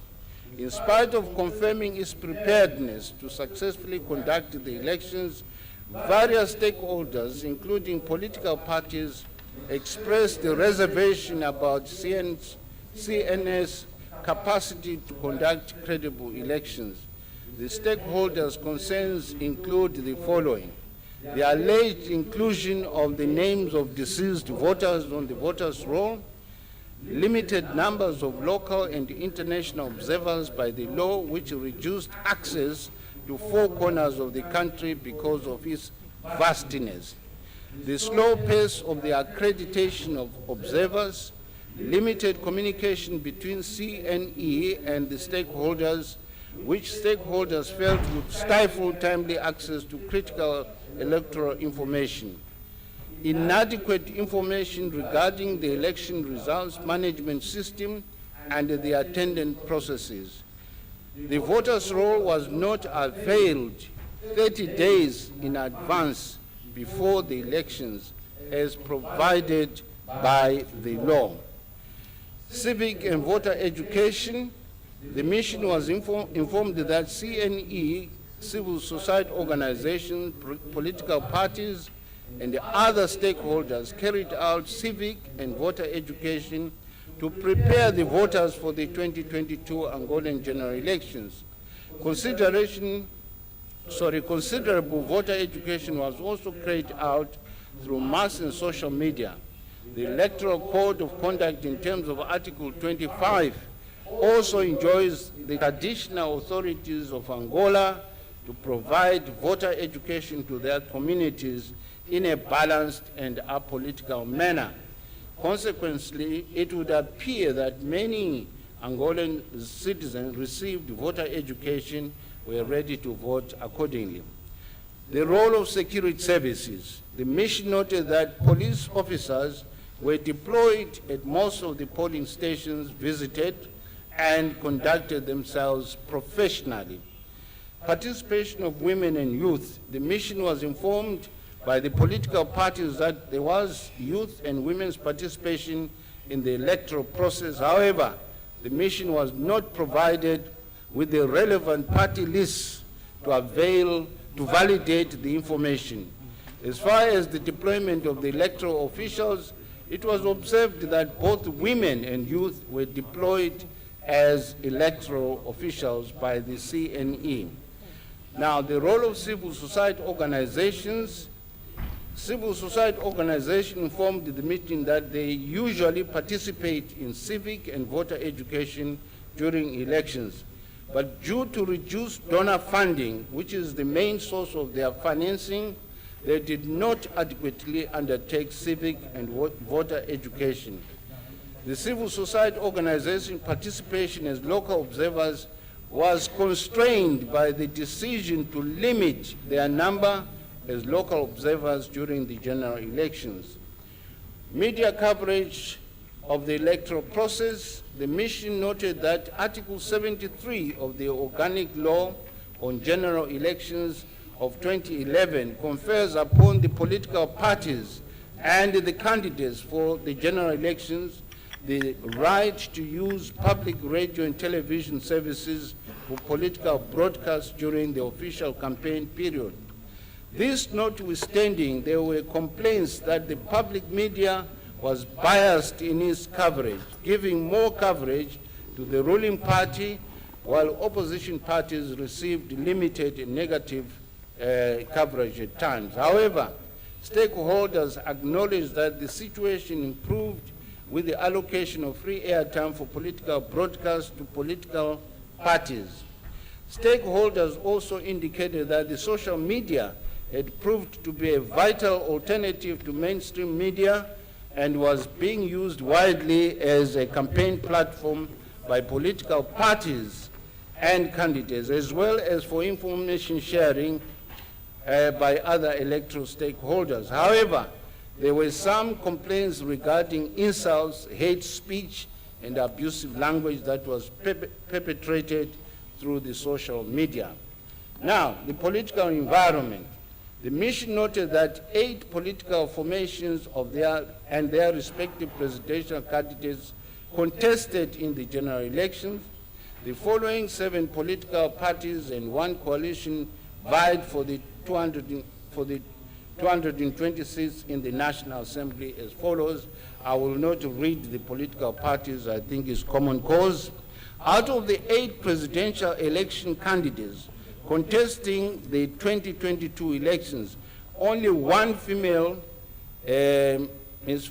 Flobella Catarina Malaquis, who leads the Humanist Party of Angola, PHA. The mission commends the courage and bravery of Ms. Flobella Catarina Malaquis to stand for elections among the majority of male presidential candidates. Other women are encouraged to follow her example. The mission observed a generally peaceful and calm environment before and during elections, as evidenced by the unimpeded political campaigns. There was also a high degree of tolerance among political party supporters. There was a breath of fresh air as political parties and candidates focused on substantive policy issues as opposed to targeting personalities. The representatives of the political parties and candidates who met the mission expressed commitment to promoting peace in the country during the election process.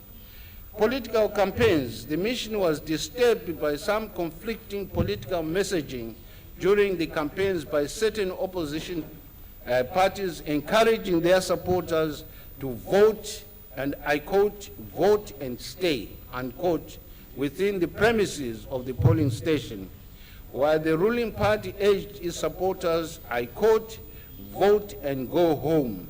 Such conflicting instructions had the potential to create confusion and tension amongst the voters, especially within the vicinity of the polling stations. However, it was observed that no voter loitered around the polling stations after casting their votes. Funding of political parties.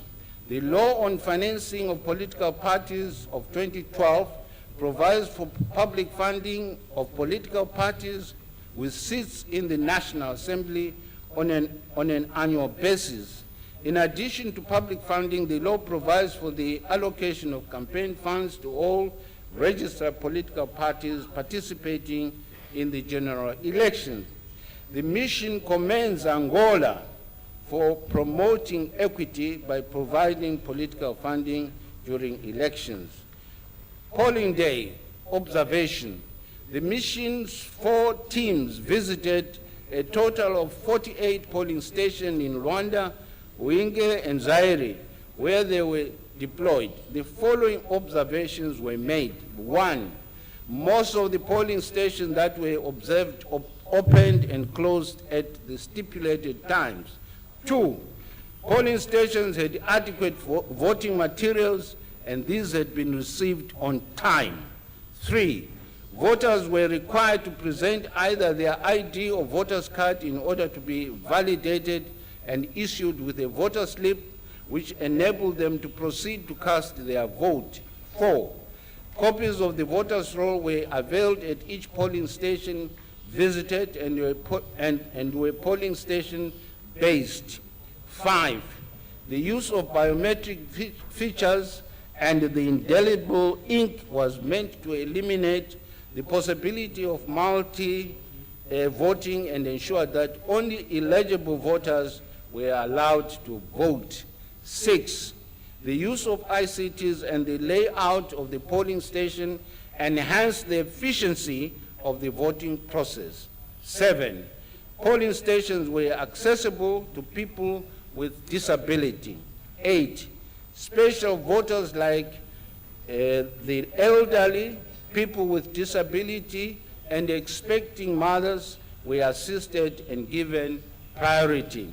9, calm and peaceful atmosphere prevailed at all polling stations visited by the missions teams. 10, party agents witnessed the voting process. The agents expressed satisfaction with the electoral process. 11, the 4 polling officials designated to each voting table were allowed to vote at the polling stations and where they were assigned, and their votes were strictly secured. And 12, the teams observed the counting of the ballot papers of votes as well as packing and sealing of the ballots. The counting was transparent and took place under the watch of the party agents and observers. Now, conflict resolution mechanism. Angola's law provides for a radical electoral conflict resolution mechanism which prescribed that conflicts be registered and resolved at the following: Municipal Election Commission, Provincial Election Commissions, and the National Election Commission through to the Constitutional Court, which is the final court for appeal on electoral disputes in that order. The mission is of the view that the conflict resolution mechanism in place is legally and operational adequate and conforms to established regional and international standard. Now, best practice from the 2022 Angola general elections. The mission observed that following the best practice from the 2022 Angolan general elections, it is hoped that the best practice would be sustained and be emulated across the SADC region. 1. Angola's constitution and its electoral laws sufficiently provide for the effective management of the country's elections. 2.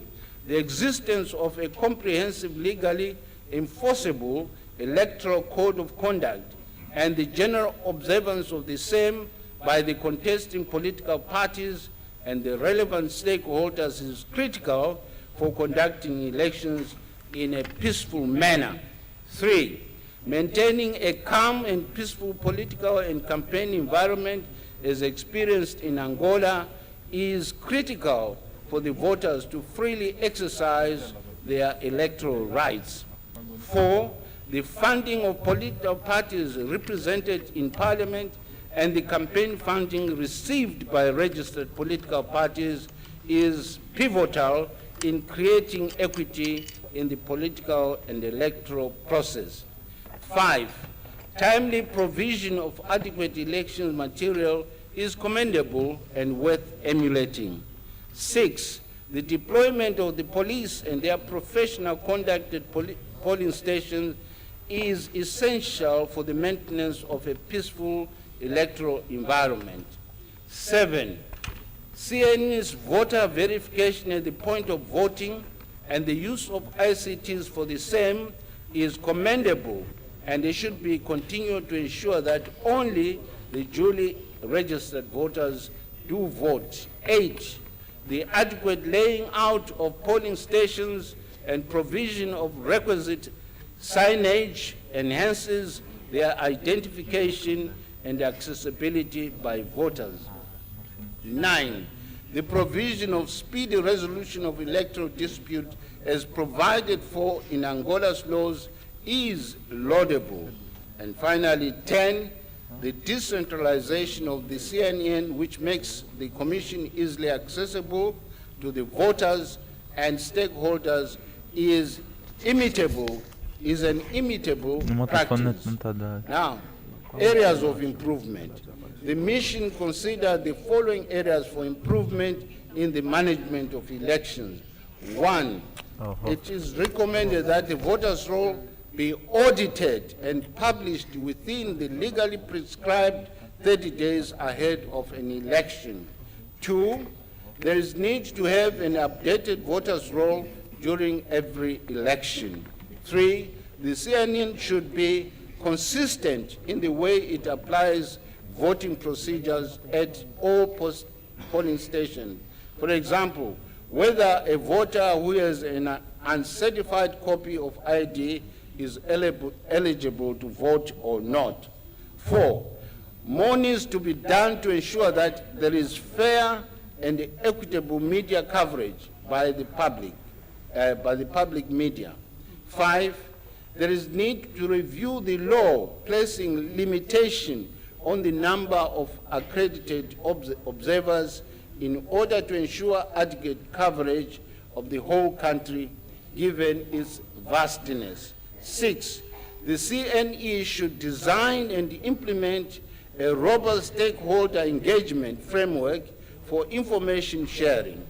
And finally, 7, in order to enhance the CNN's impartiality and independence, urgent consideration should be given to review the law prescribing the composition of the CNE, which currently proportionally draws commissioners from political parties that are represented in Parliament.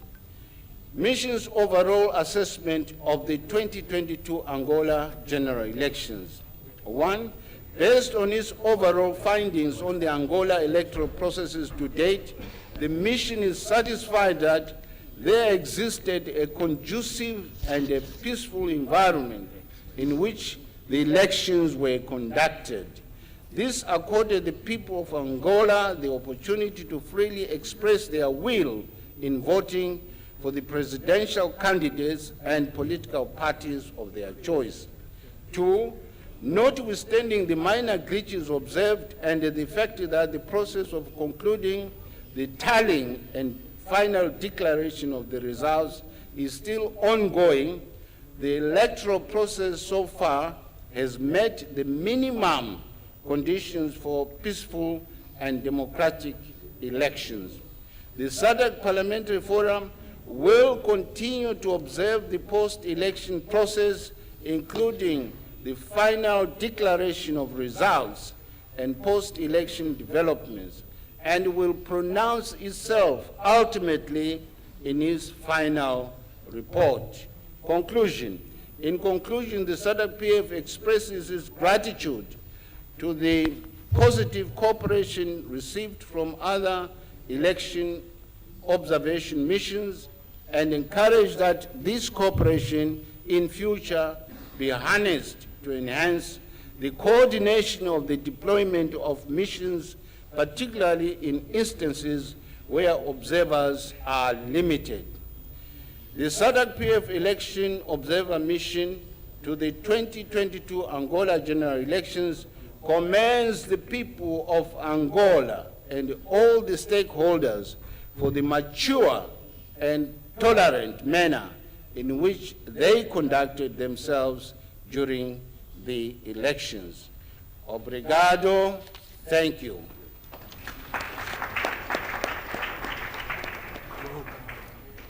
Thank you, Honorable Advocate. I would like now to call upon Honorable Justice Priscilla Chigumba, who is the chairperson of the Zimbabwe Electoral Commission. Honorable Justice. Thank you, Director of Ceremonies. Your Excellencies, heads of other international observer missions, distinguished guests, ladies and gentlemen, kindly allow me to ride on existing protocols. My name is Justice Priscilla Makanyara Chigumba.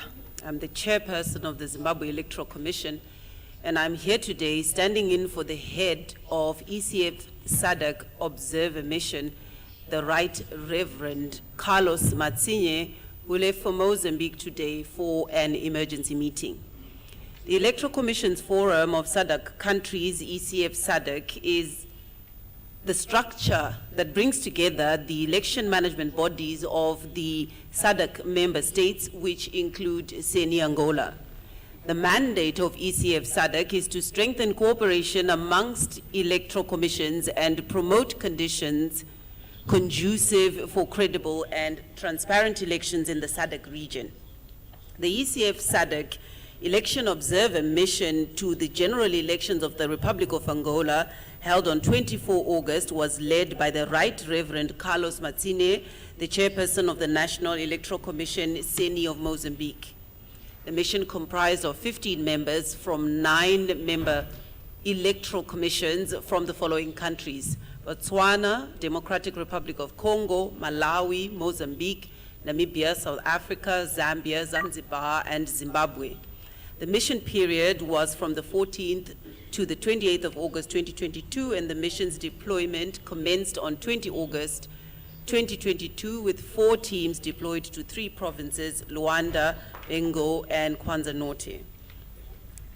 The preliminary statement has been availed and shall have details of the following: introduction and background, mandate of the ECF SADC Election Observation Mission, guiding instruments and principles, observation methodology, and pre-election phase activities.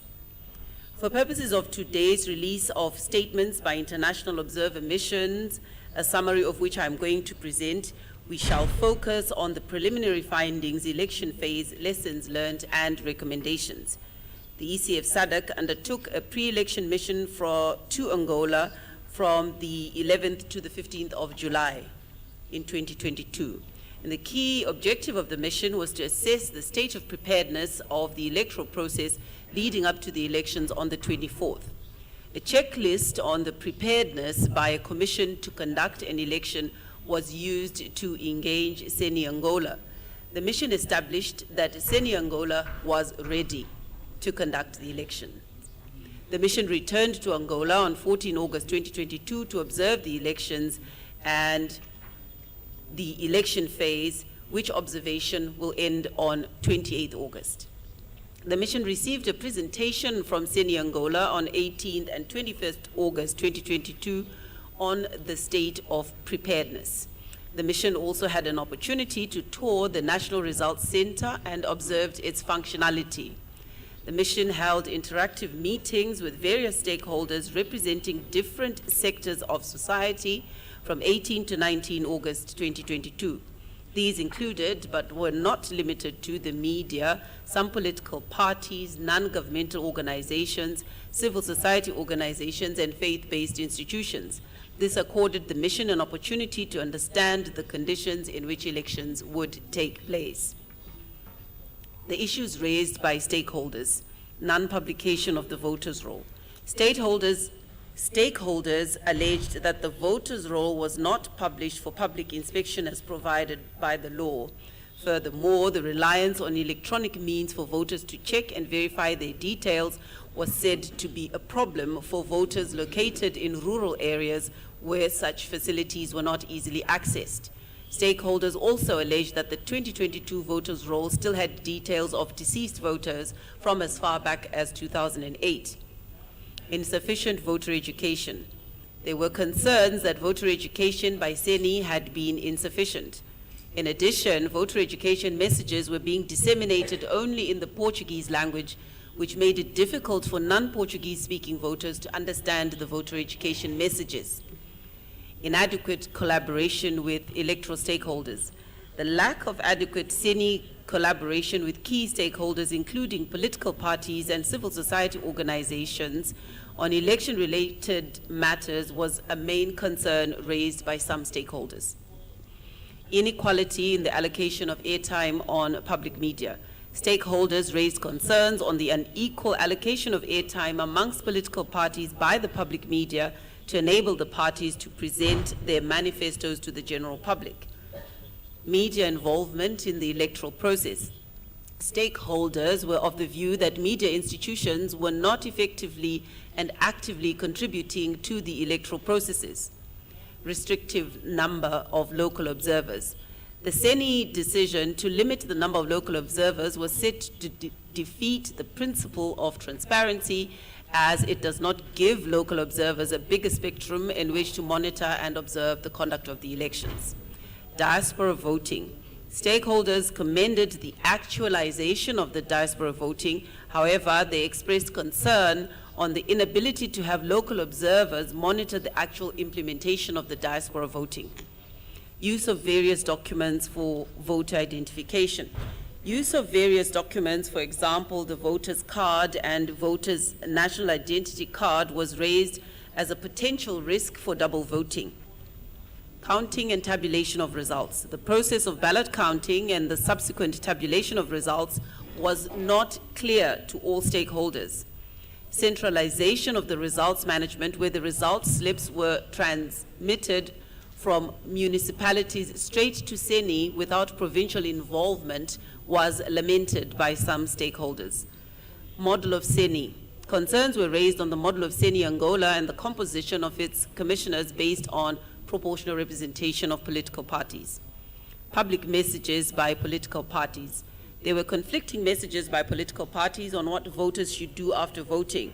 That is, go after voting, or stay put after voting, stay outside the polling station area or otherwise, and this created potential to cause unnecessary tension on polling day. The election phase. Bearing in mind the information obtained before voting day, the mission went on to observe the following election processes. Polling day. Most polling stations visited opened on time and standard opening procedures were observed. Polling staff, the police and military personnel were given first priority to vote, which resulted in long queues that delayed voting by regular voters. This was seen to cause some discomfort amongst voters in some polling stations. The polling station layout was adequate in most polling stations visited. However, some polling stations experienced congestion, which was addressed as polling day progressed. Some polling tents were small and could not accommodate all party agents. There was inadequate lighting in some polling stations. COVID-19 protocols were not consistently applied in all polling stations visited, that is, wearing of masks, social distancing, and sanitization of voters. Signage to polling stations was visible, with polling stations clearly labeled including CENI-branded tents. Voters with special needs, including the elderly and expectant mothers, were given priority to vote. Those with disabilities were assisted in a manner that maintained the secrecy of the vote. Some polling stations were not accessible to persons with disabilities. There were many polling stations and the streaming of voters was well managed. International observers and some domestic observers were visible at some polling stations, and they were given cordial reception by the voting staff. Party agents were present from most political parties. Polling stations were able to accommodate and administratively support political party agents. Generally, no campaign activities were observed on polling day. The voters' roll was managed efficiently with the availability of a manual voters' roll, which was used together with the tablets. Earlier in the day, some voters who had invalid or expired IDs were not allowed to vote. However, this was subsequently rectified as voting day progressed. The tablets, which printed out a slip, were used to check that voters were on the voters' roll and that they were at the correct polling station. At most polling stations visited, polling staff and party agents comprised young people, women, and included persons living with disabilities. In general, staff seemed well trained and performed their duties in a professional manner. Security personnel were visible, unarmed, and did not interfere with the voting process. Later in the day, there was greater visibility of security personnel around polling centers or stations and in town, some of whom were armed. Generally, voters left after voting and did not hang around polling stations. Polling took place in a peaceful and secure environment, and there was a general atmosphere of camaraderie in polling stations amongst all stakeholders. Counting and management of results. The mission observed the closing and counting processes at some polling stations and noted the following. The mission noted CENI's public notice on the extension of polling by 1 hour.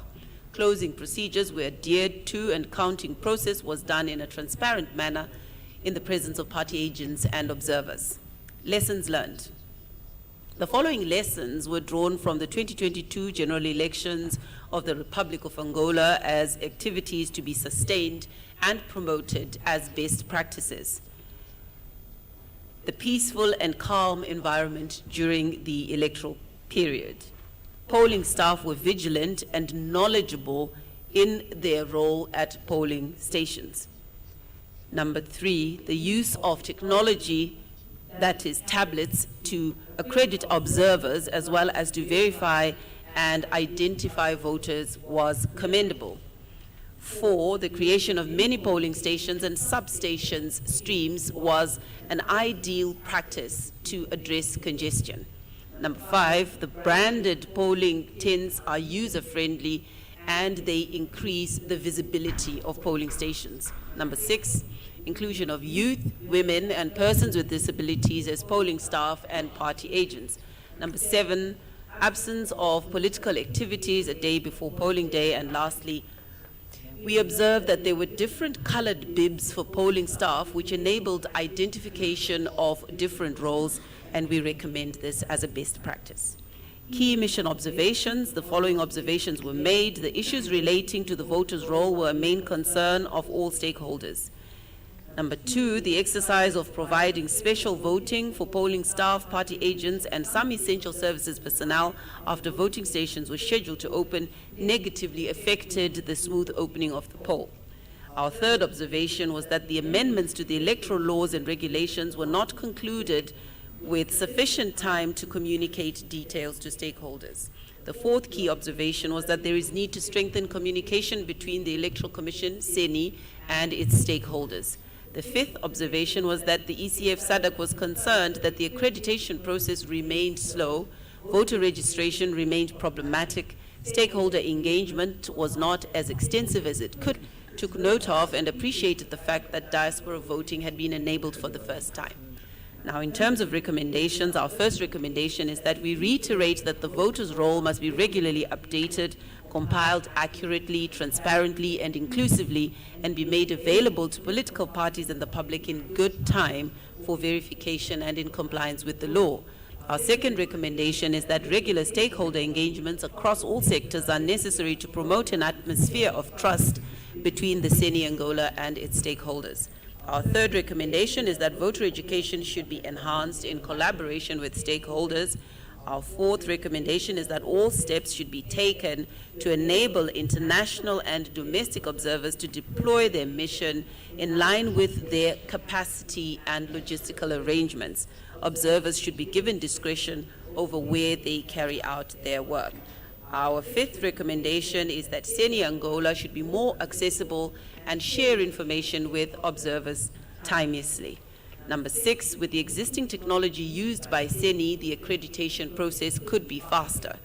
Number 7, the use of the indelible ink with disposable buds as opposed to the ink pot would mitigate emerging health pandemics such as COVID-19.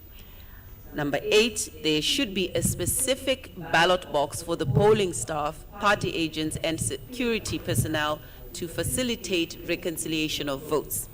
Number 9, polling staff, party agents, and security personnel should be able to cast their votes before opening time. Number 10, there should be a complaint or objection forms that can be completed by voters and party agents, and clear incident reporting arrangements during voting day. Number 11, there should be standardized polling station layout. In conclusion, the ECF SADC notes that the electoral process is still ongoing and it shall follow the developments as they unfold. Notwithstanding that, the ECF SADC commends the CENI Angola for ably conducting the 2022 general elections. The mission commends political parties, candidates, and all other stakeholders for their contribution towards creating a conducive environment for election. Your Excellencies, ladies and gentlemen, on behalf of our mission leader, the Right Reverend Carlos Matsinye, on behalf of the Electoral Commission's Forum of SADC, our peer review group, I thank you for listening. Thank you, Honorable Justice Chigumba. I would now like to call upon His Excellency Ambassador Professor Charles Murigande, who is the chairperson of the Governance Council of the Kelpa College in Rwanda and head of the International Conference on the Great Lakes Region Electoral Observation Mission. Your Excellency.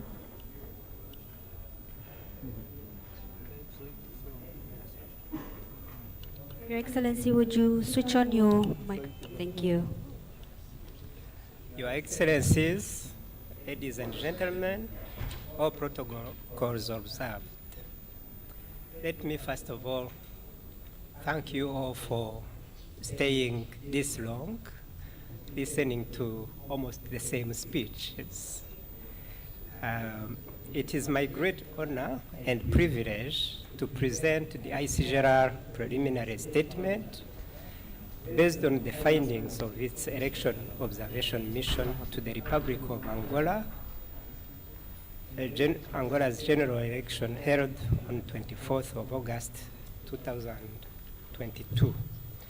We are very grateful to the government of the Republic of Angola for hosting us and for the hospitality accorded to the mission since our arrival in this beautiful city. The deployment of the short-term election observer mission testifies our commitment to upholding the spirit of Article 6 of the ICGR Pact on Security, Stability, and Development in the Great Lakes region, particularly the Protocol on Democracy and Good Governance. It is also indeed a response to the gracious invitation by the government of the Republic of Angola. In our quest to promote a culture of democratic governance in the region, we deployed one of the largest election observation missions composed of 56 observers drawn from 11 out of the 12 member states of the ICGR. Considering that the Republic of Angola is the current chair of ICGR, it is a great honor to be among the International Election Observation Group accredited to follow this important democratic exercise. Excellencies, ladies and gentlemen, allow me to briefly provide a synopsis of election observation activities undertaken in the line with our mandate.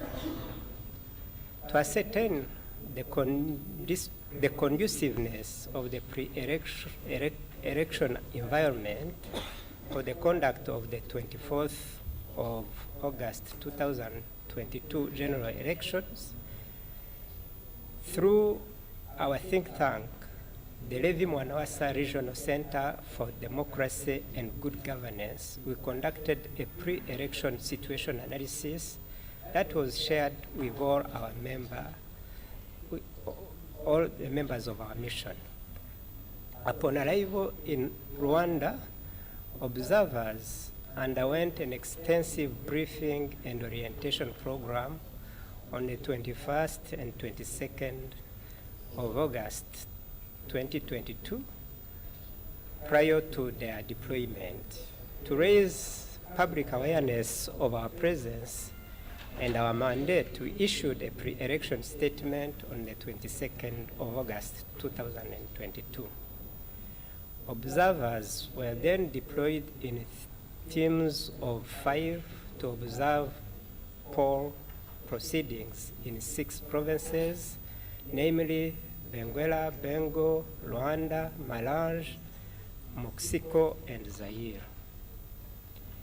Our pre-election analysis found that necessary measures were taken to ensure that the elections would proceed as scheduled in accordance with Article 112 of the Constitution of the Republic of Angola. We noted the following issues dominating discourse in the pre-election environment. On the side of concerns, there were questions on the credibility of the electoral roll, particularly related to its accessibility for scrutiny by the election stakeholders and their inability to confirm the total number of registered voters and dispel allegations of great number of deceased persons featuring on the roll. There were also concerns that the media was not extending equal coverage of the presidential candidates on public media platforms, especially in the early days of the electoral campaign. The mission further found that the limitation in the number of national and international observers that the CN could accredit across the provinces posed a considerable challenge to the execution of observer mandates. On the positive side, we noted general appreciation that for the first time, Angolans living in the diaspora were allowed to vote. The mission also appreciated the fact that political parties were given funds by the state to facilitate their campaign operations.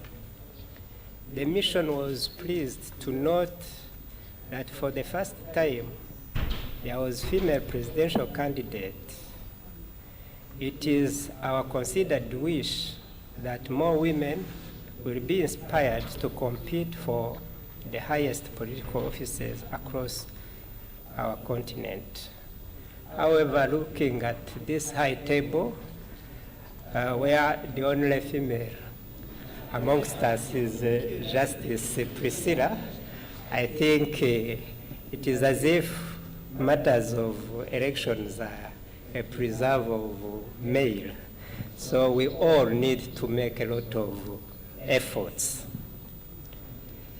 Excellencies, ladies and gentlemen, we wish to emphasize that our findings are limited to our observations of the final election campaign rallies, the in-country poll proceedings, and the counting at polling stations. The mission noted with satisfaction that the campaign period was largely peaceful, and we thus commend the Electoral Commission of Angola, CNE, contesting political parties and citizens for adhering to the law number 0712 of 23rd March 2012, which encompasses the Electoral Code of Conduct. Allow me to speak to the specifics with regard to the polling statistics. We note that in these elections, the CNE was responsible for managing polling day activities in a total of 13,238 polling stations. The polling stations had multiple voting streams. The stations catered for a total of 14,399,391 registered voters within the country and 22,560 voters in the diaspora. Excellencies, ladies and gentlemen, allow me to mention that our observers were granted access to observe opening procedures in 30 polling stations. Most polling stations opened on time, and priority was given to the polling officials and political party agents to vote. We equally note that there was a good representation of political party agents. We, however, noted low presence of citizens observers because of, among others, strict regulation of observers, slow accreditation procedures, and logistical challenges. Generally, we are happy to mention that the polls opened in accordance with stipulated procedures. The mission observed voting procedures in a total of 65 polling stations. We are pleased to report that voting proceeded in a calm and peaceful environment with no reported cases of violence or disruption. We are also delighted to mention that most polling stations observed had ease of access, especially to people with special needs and elderly voters. All the polling stations visited had the 4 expected electoral staff, of which many were women. We were also pleased to observe that political party agents also included women, mostly young ones. We note with concern that where we observed closing operations, voter turnout was low, as almost half of the registered voters did not cast their ballots. Excellencies, ladies and gentlemen, in terms of voting technicalities, we note that some polling stations were placed in exiguous rooms, affecting the easy flow of voters and seemingly causing confusion to some voters as to which ballot box they should deposit their ballot papers. We also noted with concern that ballot papers were not stamped upon issuance, which is an essential security feature. In addition, we observed that the voters were being identified using either the national identity card or voter registration card. However, voters with expired or copies of their IDs were initially turned away from voting, but later the CNE issued an instruction authorizing them to vote. We noted the high and efficient use of ICT, which contributed to the smooth running of elections. Excellencies, ladies and gentlemen, we observed the closing and counting process at the same polling station where we observed opening procedures. Most polling stations closed at the scheduled time of 17 hours. However, voters that were in queues at the time of closing were allowed to cast their vote. Closing and counting procedures were done in the presence of the political party agents and observers and in a peaceful atmosphere. The polling staff demonstrated a good knowledge of the procedures. Based on the above-mentioned observations, I humbly submit the following preliminary recommendation for consideration. The National Electoral Commission should consider limiting the number of polling tables per polling station to allow easy flow of voters, or place polling stations in places where there is ample space. This will also provide adequate space for party agents and electoral officials to work efficiently. 2, modifying the accreditation system to enable international and national observers to deploy their observers based on their respective institutional mandates and capacity.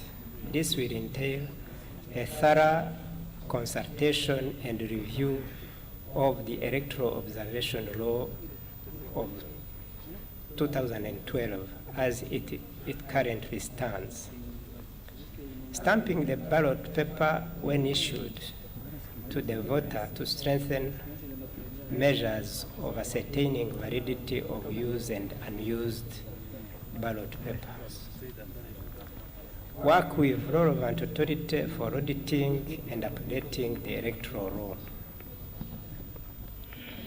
The media should consider working with all relevant stakeholders to promote and ensure more equitable and balanced coverage of all contesting political parties.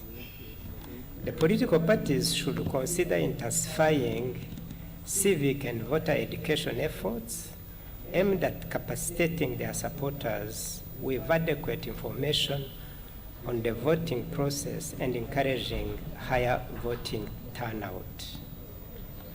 They should spare no effort to maintain a climate of peace in the country. Excellencies, ladies and gentlemen, on behalf of ICGR, heads of state and government, we conclude that the Republic of Angola succeeded in conducting peaceful elections. As part of our mandate and based on our observations, the 24th of August 2022 general elections reflect the unwavering determination of the Republic of Angola to consolidate democracy within the ambits of the key regional and international standards of conducting elections, especially Chapter 3 of the ICGR Protocol traces through elections. We commend the citizens of Angola that took time to cast their vote. The mission encourages the country to spare no effort in progressively maintaining the principle of holding regular and democratic elections under a culture of vibrant multi-party system. Elections by nature are founded on the articulation of competing interests and therefore come with potential conflict triggers. In this respect, the Republic of Angola has a legal framework that encapsulates mechanisms to hear and address violations of the electoral disputes and complaints, violation and electoral disputes that may arise. We trust that the aggrieved parties, if any, will engage the established structure should dispute arise. In equal measure, we call upon the relevant authority to handle formal disputes in a manner that further promote a culture of peaceful dispute resolution. In the coming days, the mission will produce a more comprehensive report and submit it to the chairperson of the ICGR, who will present it to a meeting of heads of state and government of ICGR for consideration and approval. We will then circulate the final report to all stakeholders. I thank you for your kind attention. Obrigado. Thank you, Your Excellency. We have now come to the point in our program where we will be accepting questions from members of the media. As you may be well aware, our program has run a bit over time, so we will try and limit the number of questions from media. If